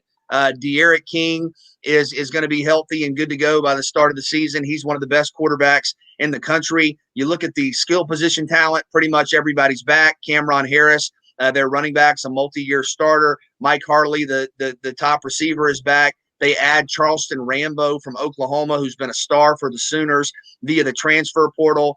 Defensively, you have some retooling to do along the defensive line, and Jalen Phillips and Quincy Roche, along with Gregory Rousseau, will be high draft picks. But the Canes got big news when Nesta Silvera, their top interior defensive lineman, announced he was coming back. Also in the secondary, Bubba Bolden, one of the best safeties in the ACC. He's coming back. Veteran linebacker Zach McLeod, another year of eligibility for him. I think Miami is really, really good. Now, in terms of separating favorites in the ACC Coastal, that's tough because I think Miami and North Carolina are right there. But I'm a big fan of Bill Connolly's work, and he's spot on. The numbers are spot on about Miami. I don't know if you have a gut about the U, Ben, but to me, I think they are very much a national player in 2021. Yeah, but the thing is, BJ, we talking about a De'Aaron King coming off of injury. I know he's going to be the guy that definitely more than lived up to expectations he looked at. He wasn't going to – I don't know how he was feeling about entering the draft, coming into this year with Miami, but definitely looked around and said, okay, another year of eligibility, coming back another year is definitely going to boost his resume, and I do hope he is healthy. I also see Georgia Tech on this list. When you look at the fact that Georgia Tech, 84% of their offense is coming back, with 2 of those guys being Gibbs and Sims, BJ, you had 2 true freshmen at the running back and quarterback position, got to mean something. Jeff Collins is going to be a guy that's definitely going to be more scrutinized this year because he's finally got, what he's trying to do on offense and coming back. I see Alabama down here at 110. This is why this list, 33% coming back on offense, 77% coming back on defense. Doesn't matter. Alabama, nobody goes out there and develops more, better than Alabama. Georgia, 84% coming back on offense, 39% coming back on defense for Georgia. So I know they're going to have a lot of young guys contribute this year, but I just think that when you look at some of these teams, being able to have that balance definitely helps. BJ, like I said, as long as this Louisiana team is definitely, going to, before the show, we were talking about losing both of their running backs. They only accounting 5% of the running game in, as far as like what's coming back on offense. I'm looking at some of these teams, Louisiana, Miami, Georgia Tech, Coastal Carolina, Clemson, Georgia, Alabama. What do they have in common? Good offensive line play. You have good offensive line play, you got a chance to go out there and be really, really good on offense. I don't care who you got come back on offense. And the fact that offense was only, rushing was only accounted for 5%, and you still got that much production. Yeah, a lot of these teams got a chance to be really, really good this year. Well, it doesn't take into account the talent you're bringing in. I was going to say Alabama, the greatest class of all time. Yeah, Alabama, Georgia, Clemson, they'll be fine. They'll replace that production pretty quickly. But just some interesting notes up there. Louisiana, number 1, Miami 3, Georgia Tech actually 13th on that list in terms of returning production there in 2021. We've got a lot more to get to here on the show. Freddie Coleman host of Freddie and Fitzsimmons on ESPN Radio, going to join us coming up in the final hour of the program. We'll get a little nerdy with football coming up at the top of next hour. You love it. Ben loves it. I say Christian does. Ben loves it. You can kind of break down the deep X's and O's of it as well. And we'll get to some Super Bowl props that we have a little fun with later in the show as well. It's 3 and Out all across the Southern Pigskin Radio Network.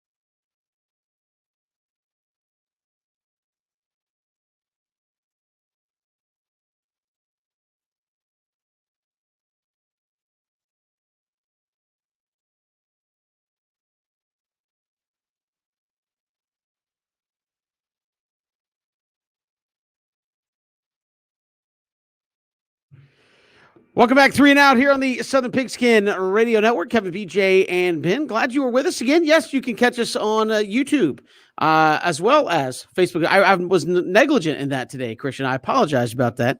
But we just got that rolling in the last day or so. So we have our YouTube channel up and going, ESPNcoastal.com. You can see the archived version of the show there as well, if you so desire, as well as some other videos and things that we'll put up there. So check it out, ESPNcoastal.com. And now on YouTube as well. So we're literally throwing ourselves out there everywhere at this point, BJ and Ben, with Spotify, with Apple Podcasts. There's just no reason you can't catch 3 and Out. I'm looking forward to it on YouTube. Twitter, Facebook. There's nothing to look forward to. It's already there. It's here. It's now. It's happening.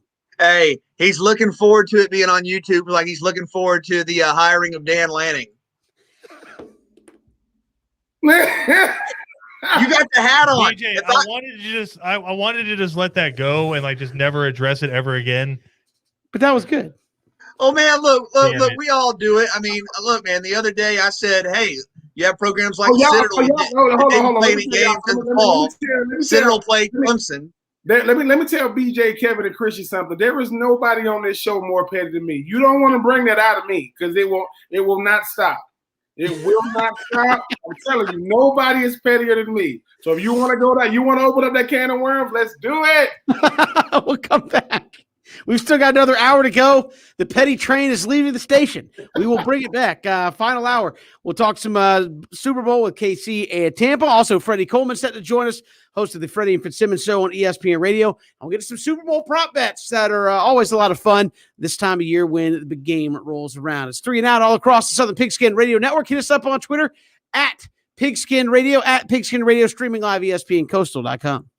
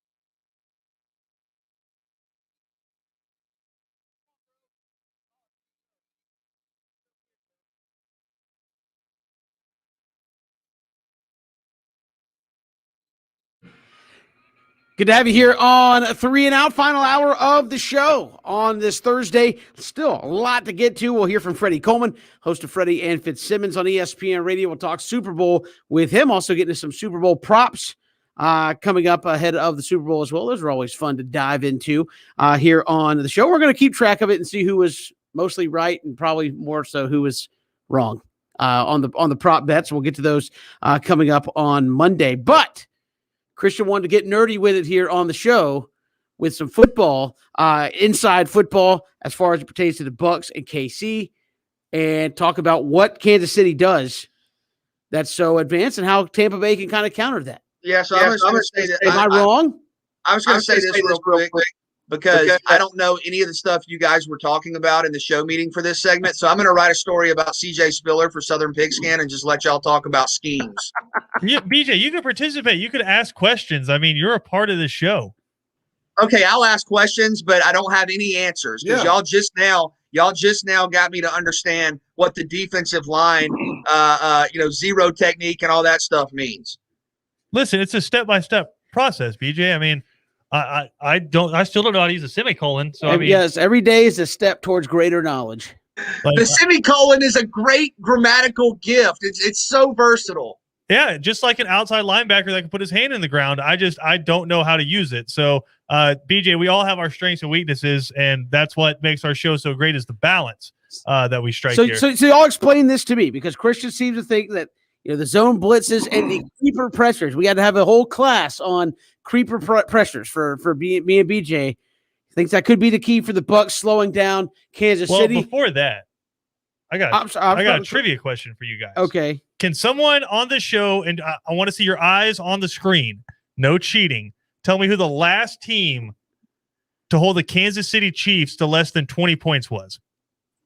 Atlanta Falcons. You cheated. No, it was like 17-14 or whatever. It was. And the Falcons, the Falcons just can't get out of their own way. When the defense finally plays great, offense doesn't show up. But that being said, Ben, this is where we started looking at it. Bill Barnwell's put out a piece about this as well on ESPN. Raheem Morris, say what you will about him as the head coach with the Tampa Bay Bucs. Say what you will about him as the interim coach with the Atlanta Falcons. There were still some bad losses in there. He really flipped that defense around to where they weren't great, but they were scrappy. And a lot of that was he was just throwing the kitchen sink at opposing offenses, right? Trying to slow them down. And they had the most success out of anybody this year slowing Kansas City down. And the way they did it, and it was kind of going against the grain because when Raheem Morris took over, the Falcons became one of the teams that blitzed the most in the league. He didn't do it by sending extra pressure. He did it by simulating pressure, right? He created looks and mismatches with the offensive line to where you had Grady Jarrett dropping back into passing lanes. And I always called it when I was coming up through football, I was always told it was creepers is what it was, where you just walk 8 guys towards the line of scrimmage, and then you have defensive linemen dropping out, but you still only send 4 guys so you can drop 7 in coverage. And for us, that was always on passing downs, 3rd and long and stuff like that. The Falcons did it to the Kansas City Chiefs the entire game because every down's a passing down for the Chiefs.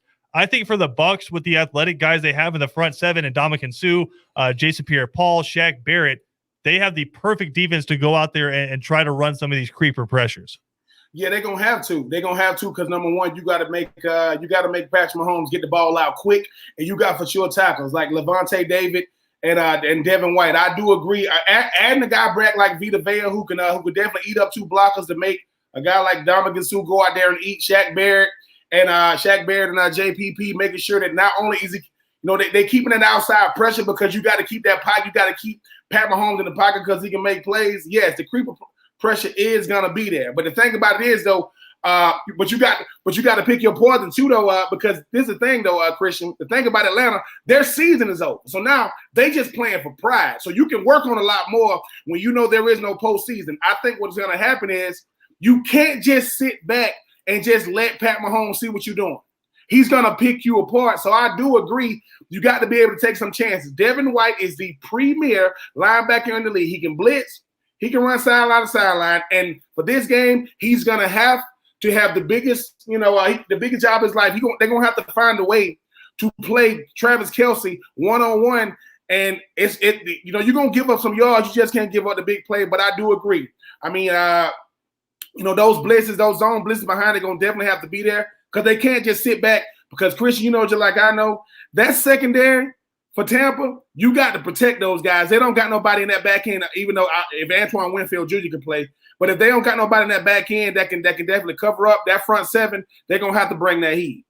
No, 1,000%. That's why I think you can't do it against the Chiefs, Kevin, where you have to send 7 guys. Because if you do that and you don't get home, Tyreek Hill's going 70 yards to the house, right? You have to formulate this pressure while also maintaining your back end, because the one thing about the Bucs, they got a great front seven. They have a super okay secondary, and for the most part, they're banged up. I mean, they were playing in the second half of the NFC Championship with 2 backup safeties in there because both of the guys were out hurt. So, Ben, when I look at it, it's you have to create pressure on Patrick Mahomes. You cannot let him get comfortable, but the pressure doesn't have to necessarily be we're sending 7 guys. The pressure can be when he goes to his first look, which is Tyreek Hill on one of those zig routes. You have a linebacker sitting in that hole, or he comes back over looking for Travis Kelce, and all of a sudden, Ndamukong Suh is sitting in that passing lane.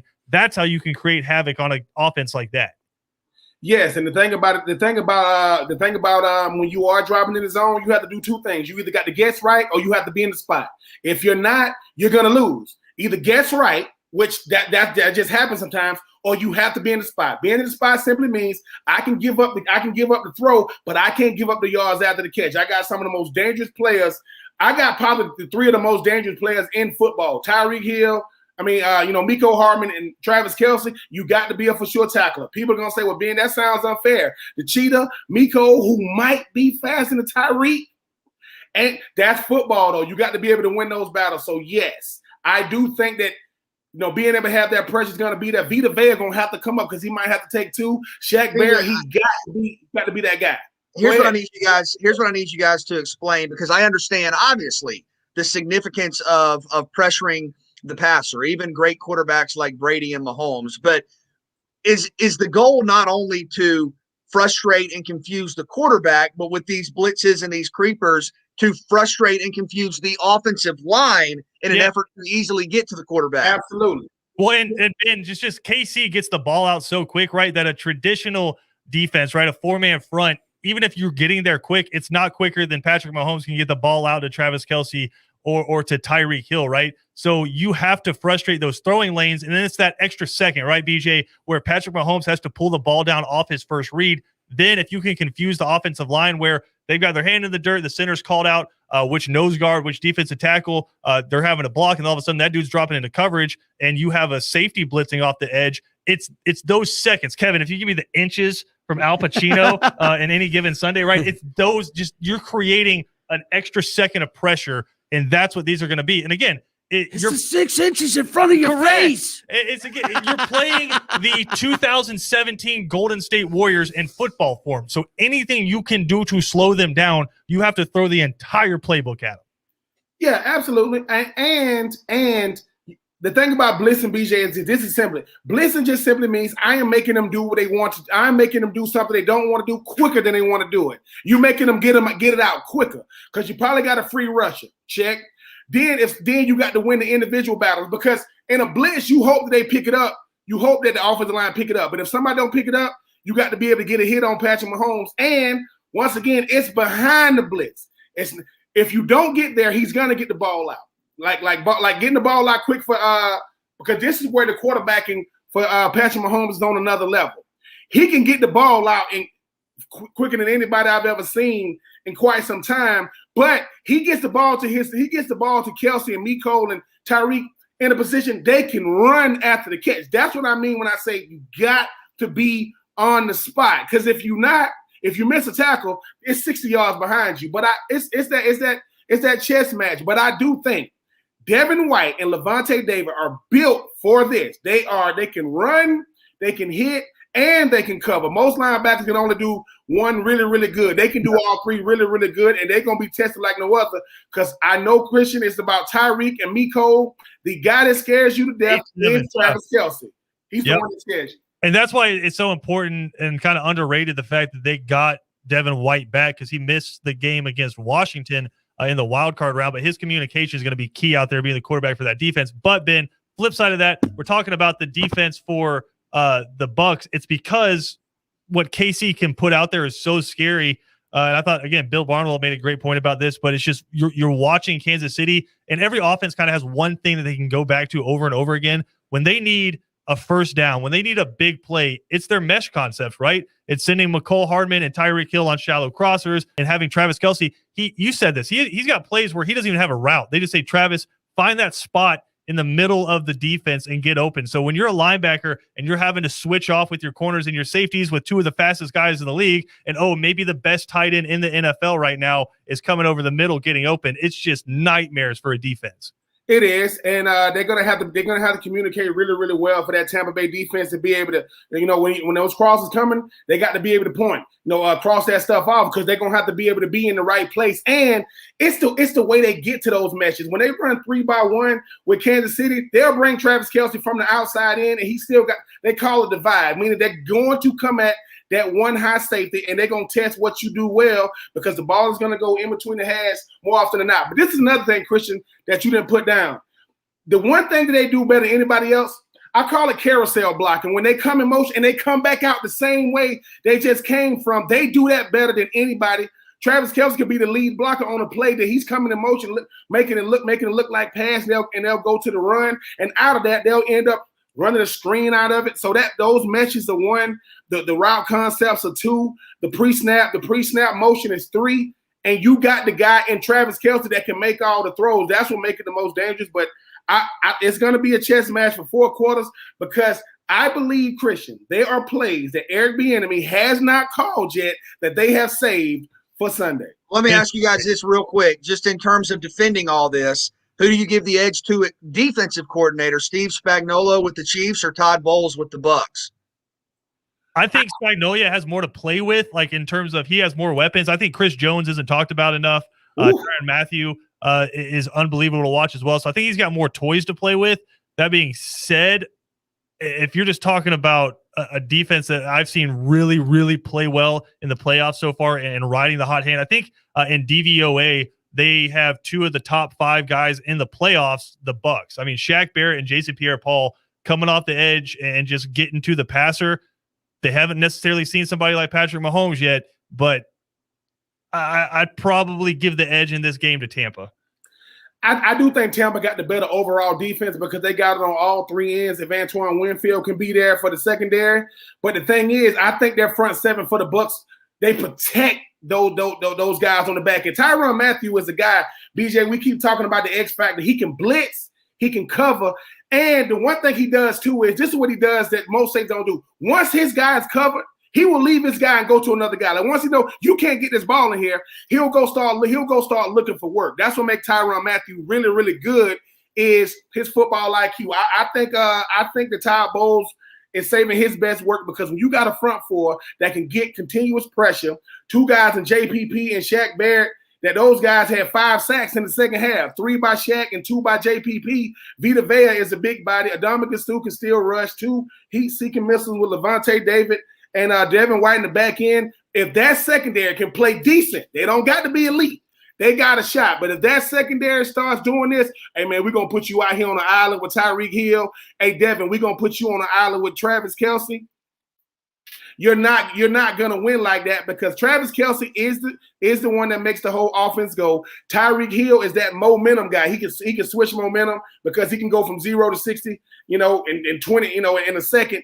But and you got Patrick Mahomes that can make all the throws. So I do give the edge to the Tampa Bay defense. But I just think that Tyrann Mathieu, because Frank Clark is not as good as a rusher as JPP, but I do think Jones, he might be the premier defensive tackle in the league, not named Aaron Donald. And we'll come back and we'll chat with Freddie Coleman of Freddie Fitzsimmons. We'll ask him his thoughts on Kansas City. How do you slow them down? Tampa Bay, Tom Brady going for just another ring, another finger to put another one on. If he can get it on Sunday, he will join us when we come back. It's 3 and Out all across the Southern Pigskin Radio Network.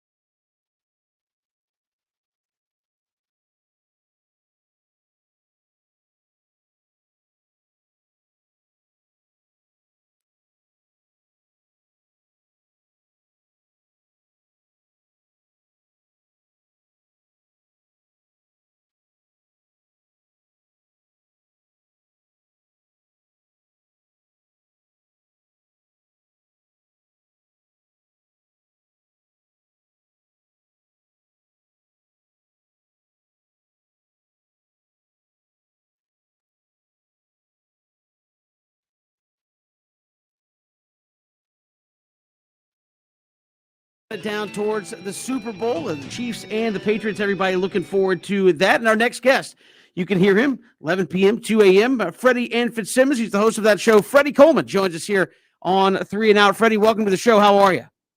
I'm good, my friends. Looking forward to being part of 3 and Out, making it 4 and in with me joining you guys. Hey, well, we're glad you are with us, and certainly Super Bowl week is like the most hype week in sports, right? I mean, it's the convention of media and all that converging in one spot. We haven't had that this week. Does it feel like a little bit of a downer heading into what's usually the biggest event on the calendar? Yeah, but here's the thing with that, and you're exactly right, because we haven't had the Super Bowl week that we're used to seeing with all the pomp and circumstance. But I think the reason that that's been okay this year is because look at the game that we believe we're all going to have. We have Tom Brady, the greatest of all time, with his new team after only 1 year in Tampa Bay. And they have Patrick Mahomes, who, for my money, the Kansas City Chiefs quarterback, is the biggest, baddest boy in the NFL jungle. And the last time these two got together in the playoff game was one for the ages in the AFC Championship game. So even though we have not had the storylines or all the pomp and circumstance of Super Bowl week, I believe the game between Tampa Bay and Kansas City is more than enough going to be able to make up for that. Brady's legacy, already the GOAT, but for him to leave New England where he was a part of a dynasty and now do this for a Tampa Bay franchise that has not been nationally relevant for a couple of years, what does this do to a legacy that was already unparalleled and unrivaled?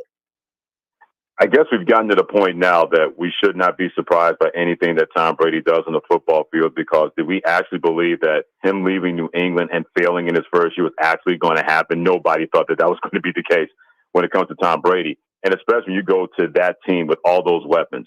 He has never had that kind of offensive firepower that much like that in his NFL life. And I know he's had teams with Randy Moss for a couple of years and what Julian Edelman was able to do in Wes Welker, but they're not even close to the talent that we've seen in terms of collectively when you got Mike Evans and Rob Gronkowski a part of that room and Chris Godwin and Antonio Brown if he plays or does not play on Sunday. So the minute that he went to Tampa Bay, I said, this is a guy that has been very calculating, but he understands exactly if I'm going to leave here, it's not going to be a lateral move. It's not going to be a below New England move. It's going to be a move where I know I give that team a chance to not only get to the playoffs, but get to the Super Bowl. So I guess we should not be surprised that the Tampa Bay Buccaneers in Tom Brady's first year are where they are, about to play for a championship on Sunday.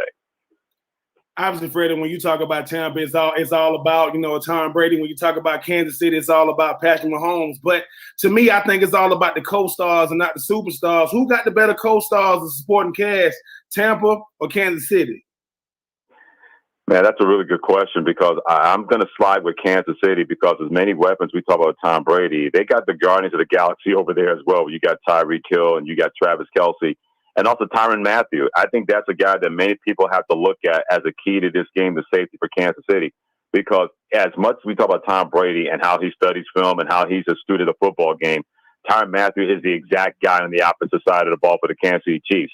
That chess match between Steve Spagnuolo, the defensive coordinator, how he deploys him to make Tom Brady wait a little bit to confuse him in coverages, Tyrann Mathieu is going to be a big part of that. So that's a potential co-star that a lot of people aren't talking about, because we live in an offensive football age, of course. But Tyrann Mathieu, the way he's able to make plays in the running game and also make plays in the secondary, they'll bring him on blitzes. That's a guy to keep an eye on, because Tom Brady will know exactly where he's going to be and try to do his best to attack him and hope that he's not throwing into a coverage where they're using great disguise to force Tom Brady to do something different or think about doing something different. Freddie Coleman joining us here on 3 and Out. Freddie, you look at the coaching in this one. Andy Reid, man, if he goes back-to-back, it's got to be some kind of comeuppance for him after so long in Philadelphia. Folks saying, well, he can't do this, he can't do that. And now he's been able to come back and win a Super Bowl, get back in back-to-back years. How huge would that be for just the Andy Reid coaching legacy if he goes back-to-back here and beats a Tom Brady squad here in the Super Bowl? It's amazing how when you win, everything changes, or if you don't win, that legacy stays the same. I don't think Andy Reid became a better coach because they won a Super Bowl. He was already a terrific coach when he was with the Philadelphia Eagles. They just ran into teams that were better than them. They ran into teams where just bad luck happened to Philadelphia Eagles at times. And even when he got to the Super Bowl, they lost to Tom Brady and the New England Patriots. They didn't lose to a bunch of scrubs in that Super Bowl. So to me, he was always a terrific coach. But the minute that he won, it completely changed everything. And I'm thinking, why? He was a great coach before. He's a great coach now. If he makes it back-to-back championships, we know where that narrative, gentlemen, is going to go. Oh, we got to put him up there with among the all-time greats. it took winning a Super Bowl for people to realize that Andy Reid was that terrific of a coach. It should not have taken that long or for people to realize that. But, gentlemen, we know this. When you win, it sanitizes everything. When you lose, no matter how successful you've been, there's still going to be a stench attached to you. I'm really glad for Andy Reid that he no longer has to deal with that. And if he makes it back-to-back championships and takes down Tom Brady with that team on the other side in his first year at Tampa Bay, he will never have to hear about being overrated or anything like that ever again. And he's going to be around for more than a minute. This may not be the last Super Bowl we see from not only Kansas City, but also Andy Reid as their head coach. Staying with that coaching staff, what more can you say about Eric Bieniemy? Obviously should be a head coach by now, but what rhythm, what feel he has for the game in terms of this Kansas City offense and how consistently productive it is. Yeah, we need to make sure that memo gets to plenty of NFL owners in the National Football League, because here are these other guys getting jobs in the NFL, and that's not to say that they haven't earned their way or earned the right to be considered. But how can you have a guy with the pedigree of Eric Bieniemy with that offense and coaching under Andy Reid, and he gets maybe cursory interviews this time around? That's just flat out ridiculous. And he's been able to take the high road because, gentlemen, he's a lot better than I am. If I know I have that kind of pedigree and lesser guys are getting jobs, I would be going holy scorched earth on people in the National Football League. But he said, you know what? I got a job to do. I'm blessed to have this job as offensive coordinator. I get a chance to be a part of another Super Bowl. I'm going to leave that stuff behind. That's what he said on the outside, because I guarantee you he's feeling a lot different on the inside. But it shows exactly the kind of character that he has, that we always hear from NFL owners and general managers. We're looking for a coach that has a brilliant offensive mind or a brilliant football mind and of high character. They have a guy like that in Eric Bieniemy, but yet they keep looking for somebody else, trying to find that next big thing when the next big thing is right in front of them and has shown that he can be a capable head coach if given the opportunity. Even sticking with head coaches, though, Fred, is that why you kind of like root for a guy like Bruce Arians? Yes, I want a guy like Eric Bieniemy, who I do agree with BJ should already be a head coach. But who's done more for minority coaches? When you look at a guy like Bruce Arians and say, listen, if I ever get a head coaching job, I'm gonna give guys a shot. When you look at what he did for Todd Bowles and those guys, I think that one, yes, Eric Bieniemy needs to be in there, but two, if Bruce Arians wins, that's gonna put more of a highlight on the type of people he wants a part of his staff. There's no doubt about that, because Andy Reid has spoken up for Eric Bieniemy time and time again, and other people have done the same thing. And you make a fair point about Bruce Arians, because look at his staff, not just the diversity, but also by multi-gender. He has 2 women on his staff, part of the Tampa Bay Buccaneers. He was basically the same kind of guy that he was back then as an assistant, that he said, anybody that's qualified to be a coach on my staff, I don't care if they're male, female, black, white, Asian, Martian, I don't care. If I believe that you can help my team being a quality head coach, then guess who I'm going to hire? And look at the coordinators that he has. Where he has Todd Bowles, a former NFL head coach, as a defensive coordinator, and Byron Leftwich, a former NFL quarterback, as an offensive coordinator. You can't tell me that should not go a long way. But in the NFL, owners are never going to have their feet put to the fire unless they start losing money by making these kind of decisions. That's when they get really, really funny. If you put it out there saying, hey, if you don't start doing a better job of making the system even better, where minority coaching candidates get a better opportunity or even more of a level opportunity to become a head coach, then we're not going to advertise. The minute you throw money in the NFL owner's face, potentially losing it, even though they're multi-billionaires, they get real finicky and real funny real quick. Freddie Coleman, host of the Freddie and Fitzsimmons show on ESPN Radio. You can hear it at 11 p.m., 2 a.m. on ESPN Radio. He joins us here on 3 and Out. And Freddie, normally people say, hey, in a matchup like this, Brady, Mahomes, who would you like with 2 minutes? I'm going to flip that on you. 2 minutes left in the game. What defense do you want on that field if you need a stop? Boy, that's a really good question, because both of these defenses have played really, really well, especially think about this, guys. The last time they played each other, and Tampa Bay just got run out of the building in the first half before they almost tried to make it a comeback in the second half. Both of these teams are combined 12-0 ever since then. But I'm going to trust Steve Spagnuolo, the defensive coordinator, and his defense in Kansas City, that they have to get a stop. They'll be able to. Tom Brady has great pocket presence. He's had it ever since he came out of his crib. But if you get pressure on him, he's not mobile enough to do those kind of things. You get pressure on Patrick Mahomes, I think he wants to see that where he gets one-on-one coverage, he can escape a little bit of that pressure and get that ball, make it a big play. If that happens to Tom Brady, he does not have that ability, especially at this age, to escape that kind of pressure, even though he can still move in the pocket. I would trust that Kansas City defense in a 2-minute situation, that they can get a stop a lot better than a very good Tampa Bay defense against a guy, Patrick Mahomes. If the Chiefs win, you already have people speculating, Freddie, okay, what could this legacy look like for Pat Mahomes a decade from now or a decade and a half from now? Some have even said with the start of his career, could he be on a Brady type trajectory? Do you think that's fair, or is that just crazy talk at this point? Oh, it's not fair, and it's completely crazy talk, because I'm a big believer, gentlemen, that I fear the known and leave the unknown alone. And there's no doubt that if he keeps going this way, Patrick Mahomes is going to be that generational kind of quarterback and that generational kind of player. I don't think there's any doubt about that. But how many times have we heard about that? This could be the start of something big, and then it doesn't happen. I give you the Seattle Seahawks. When they won that Super Bowl against the Denver Broncos, people said, man, this team is going the same run we saw from the Patriots, we saw from the Cowboys in the 90s, the Steelers in the 70s, and the 49ers in the 80s. They're still waiting for that second Super Bowl to happen in Seattle, because the NFL is a second-by-second league.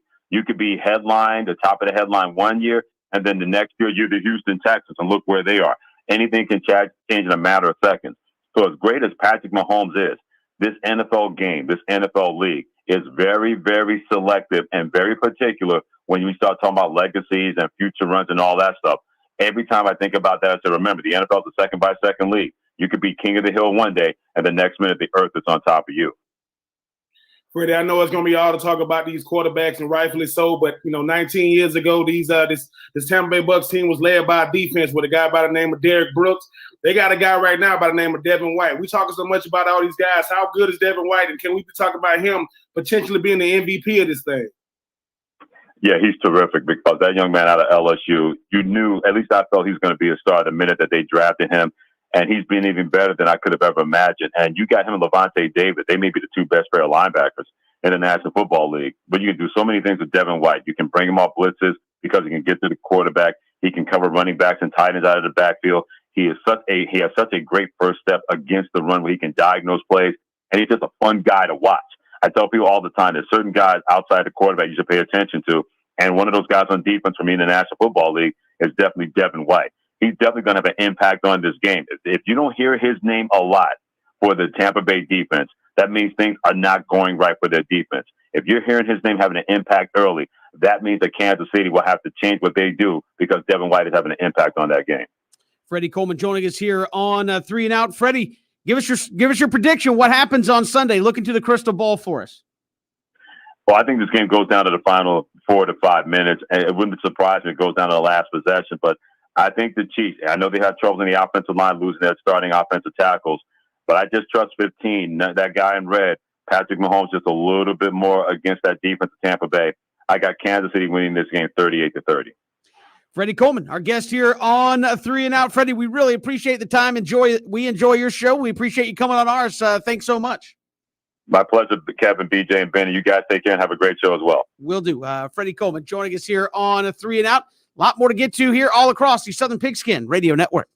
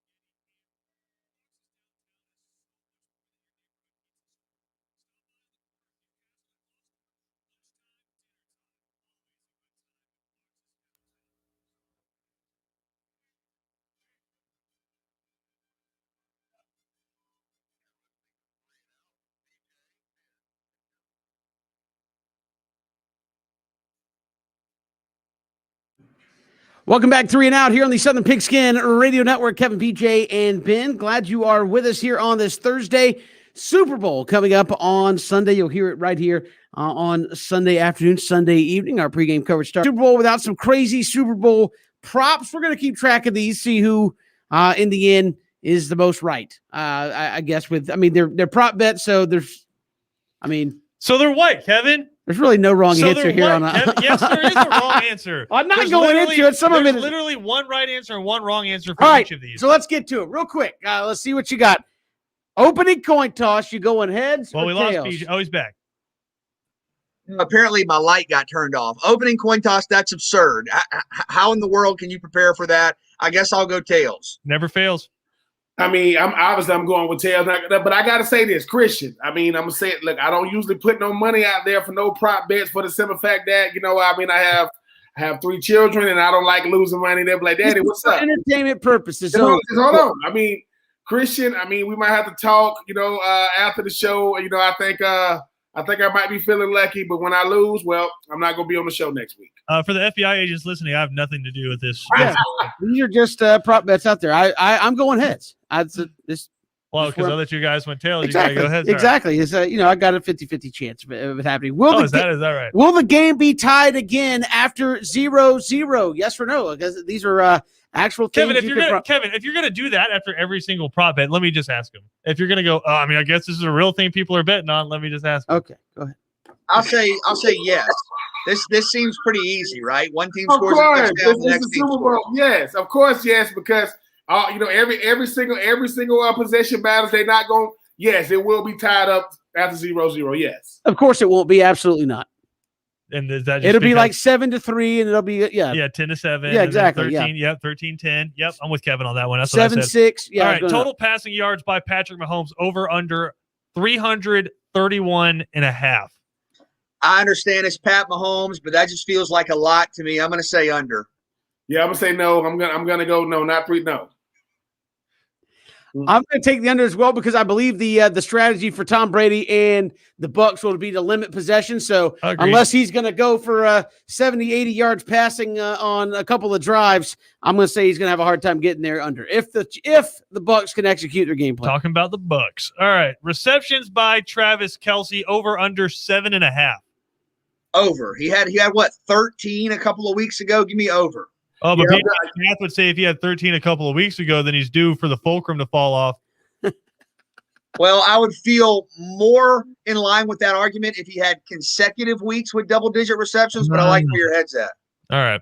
Yeah, I'm gonna go over. They're gonna find a way to the scheme itself and the way he is in the route scheme. There's no way you can stop him. Yeah, over. I'm going to either be really right or really wrong. I'm going under. I think the Chiefs have so many weapons.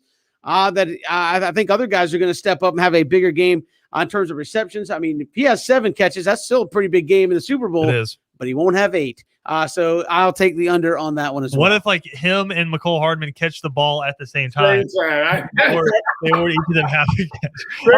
So it really is 7.5, like a half sack. Yeah, exactly.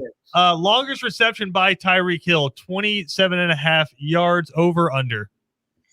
I feel like over, right? It's the most dynamic player in the league. Over.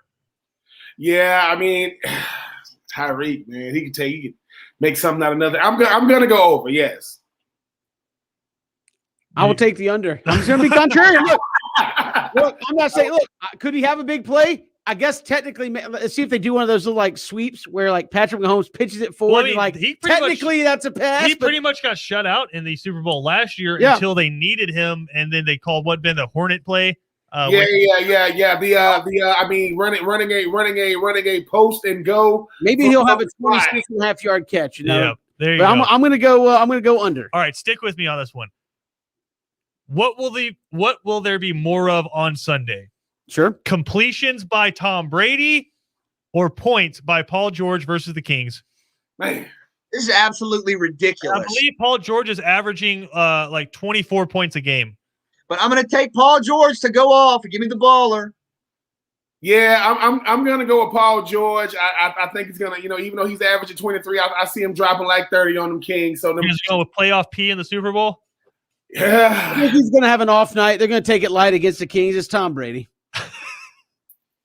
Tom Brady will have. I mean, heck, if Paul George has a so-so night, he can have 15 points. I mean, Tom Brady doesn't even need 20 completions and he wins. No, I'm you're going with good. Tom Brady. All right. Will either team score 3 times in a row? Yes, because both kickers in this game are excellent. You got Harrison Butker, you got Ryan Suckup. The field goals will be there. Yes. Well, wait, hold on, BJ. I want to clarify that you understand what we're saying. That means the Chiefs score, get the ball back before the Buccaneers score again, get the ball back, score again. Oh no. I thought you were saying score on like 3 Not straight like drives. Get the ball back. I understood what you Yeah, meant. I know you did, Kevin. I will go after because there's no. You got to stay in this game. Nope. I would go absolutely not. No. So I think Kevin's I going think to go I think good possibility somebody does it twice, but both these teams too good offensively. I'm going to say Kevin no. goes Yeah, back to the other side of it. Wow. I did. I'm right, I'm not being unreasonable here. This is important. National anthem. Over under 1 minute 59 seconds. Man. I mean, I didn't even know people like did this. Oh, this is an annual thing. I mean, who's singing it? Eric Church. Eric Church and Jasmine Sullivan, I believe. Okay, yeah. I mean, maybe with the duet, you go a little longer, I guess. So over, I guess.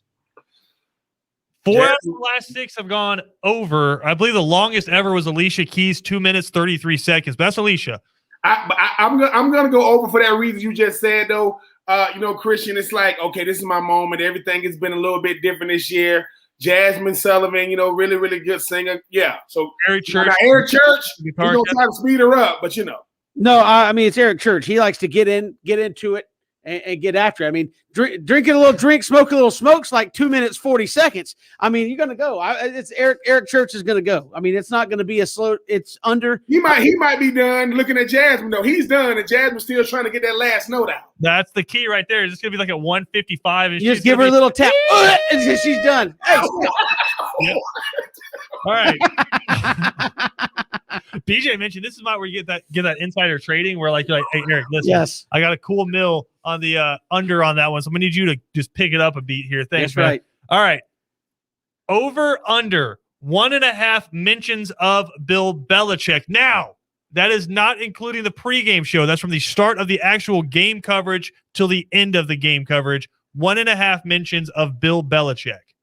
Well, Fred, we saw Brady do that time and time again with Bill Belichick. Oh, yeah, Belichick and Brady, that's the all-time great. There you go. You win. It's the over. Yeah, it's going to be the over because they can't help themselves, and they're going to say it because they know Bill Belichick is somewhere looking going, I'm not really going to watch it. Yeah, yes, you're going to watch it. They're going to talk about it. Yeah, it's over. No. Bill Belichick will watch this in tape study. He's not watching this game. I'm going to go under because I think we had one. Was it last year? Was it last year or 2 years ago where everybody's like, "Oh, it's so obvious, it's going to go over," and then the announcers, nothing. They got cheese on it too. Yeah. So I'm saying I'm going to go under. I'm going to say one time they mentioned Bill Belichick because usually the Super Bowl for the guys doing the game are it's about the Super Bowl. We're not going to start focusing on Bill Belichick and all the other stuff. It's about Bruce Arians, Tom Brady, and what they're doing in the here and now. I say under. All right. Same line there. 1.5 Giselle appearances over under. I mean, if they win, you're going to get about 15 of the celebratory shots and pictures. So I over. Of course, it's going to be over. You don't know who nobody else's wife is. If they're showing somebody else's wife, you don't even know who it is. That's Giselle's friend. No, she's the only wife you know. So yes, over. How many times did Giselle make an appearance in the NFC Championship game? I don't know if she did. Exactly. Under. Wow. Is Giselle even there? she's already been to 6 of these games. She's going. She's not going to go to. She's around for all of them. I believe she was. I mean, Ben, this is what it is. When you have so much, extra money. When you have so much cheese, so much extra money, like Kevin, you can just bet crazy, right? You can just throw it out there. That's what we're not talking about.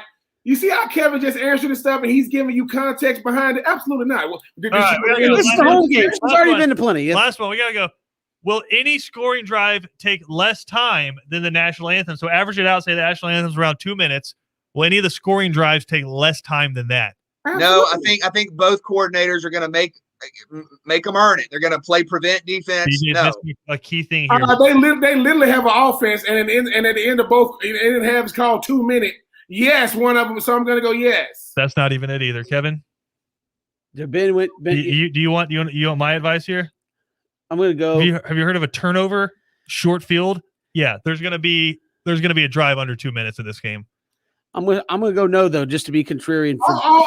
Kevin, hey, this is that kind of day. Yeah, this is Kevin Thomas, professor at Hell No University. Yes, I've got these written down. We will come back and address these on Monday and see how we turned out. It's 3 and Out all across the Southern Pigskin Radio Network.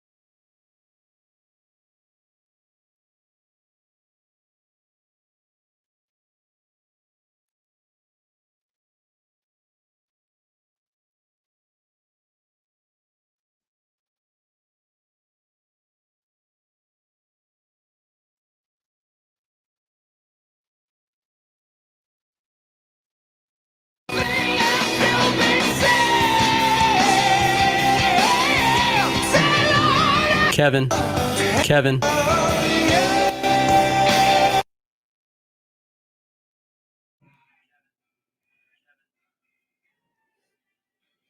Terrible. I thought we burned those way long time ago. Gotta beef. PJ has beef with Ben, apparently, as we got a minute left.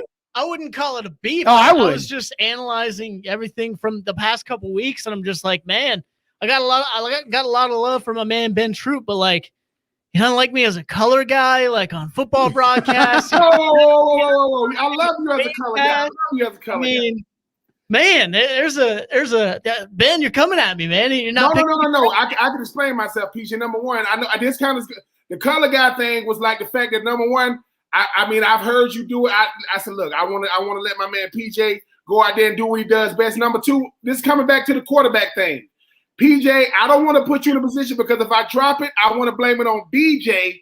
And PJ, I love you on NCAA 2021. I love the cup. That is, I do appreciate that. I heard the love there, so I appreciate that for sure. I mean, where's the beef? Well, next time, I'll make an accurate pass, man. Just let me out there. I'll sling that thing. I mean, I will tell you what Christian said about when y'all played. Always next time. The next time comes around tomorrow, 3:00, 3 and Out, Southern Pigskin Radio Network.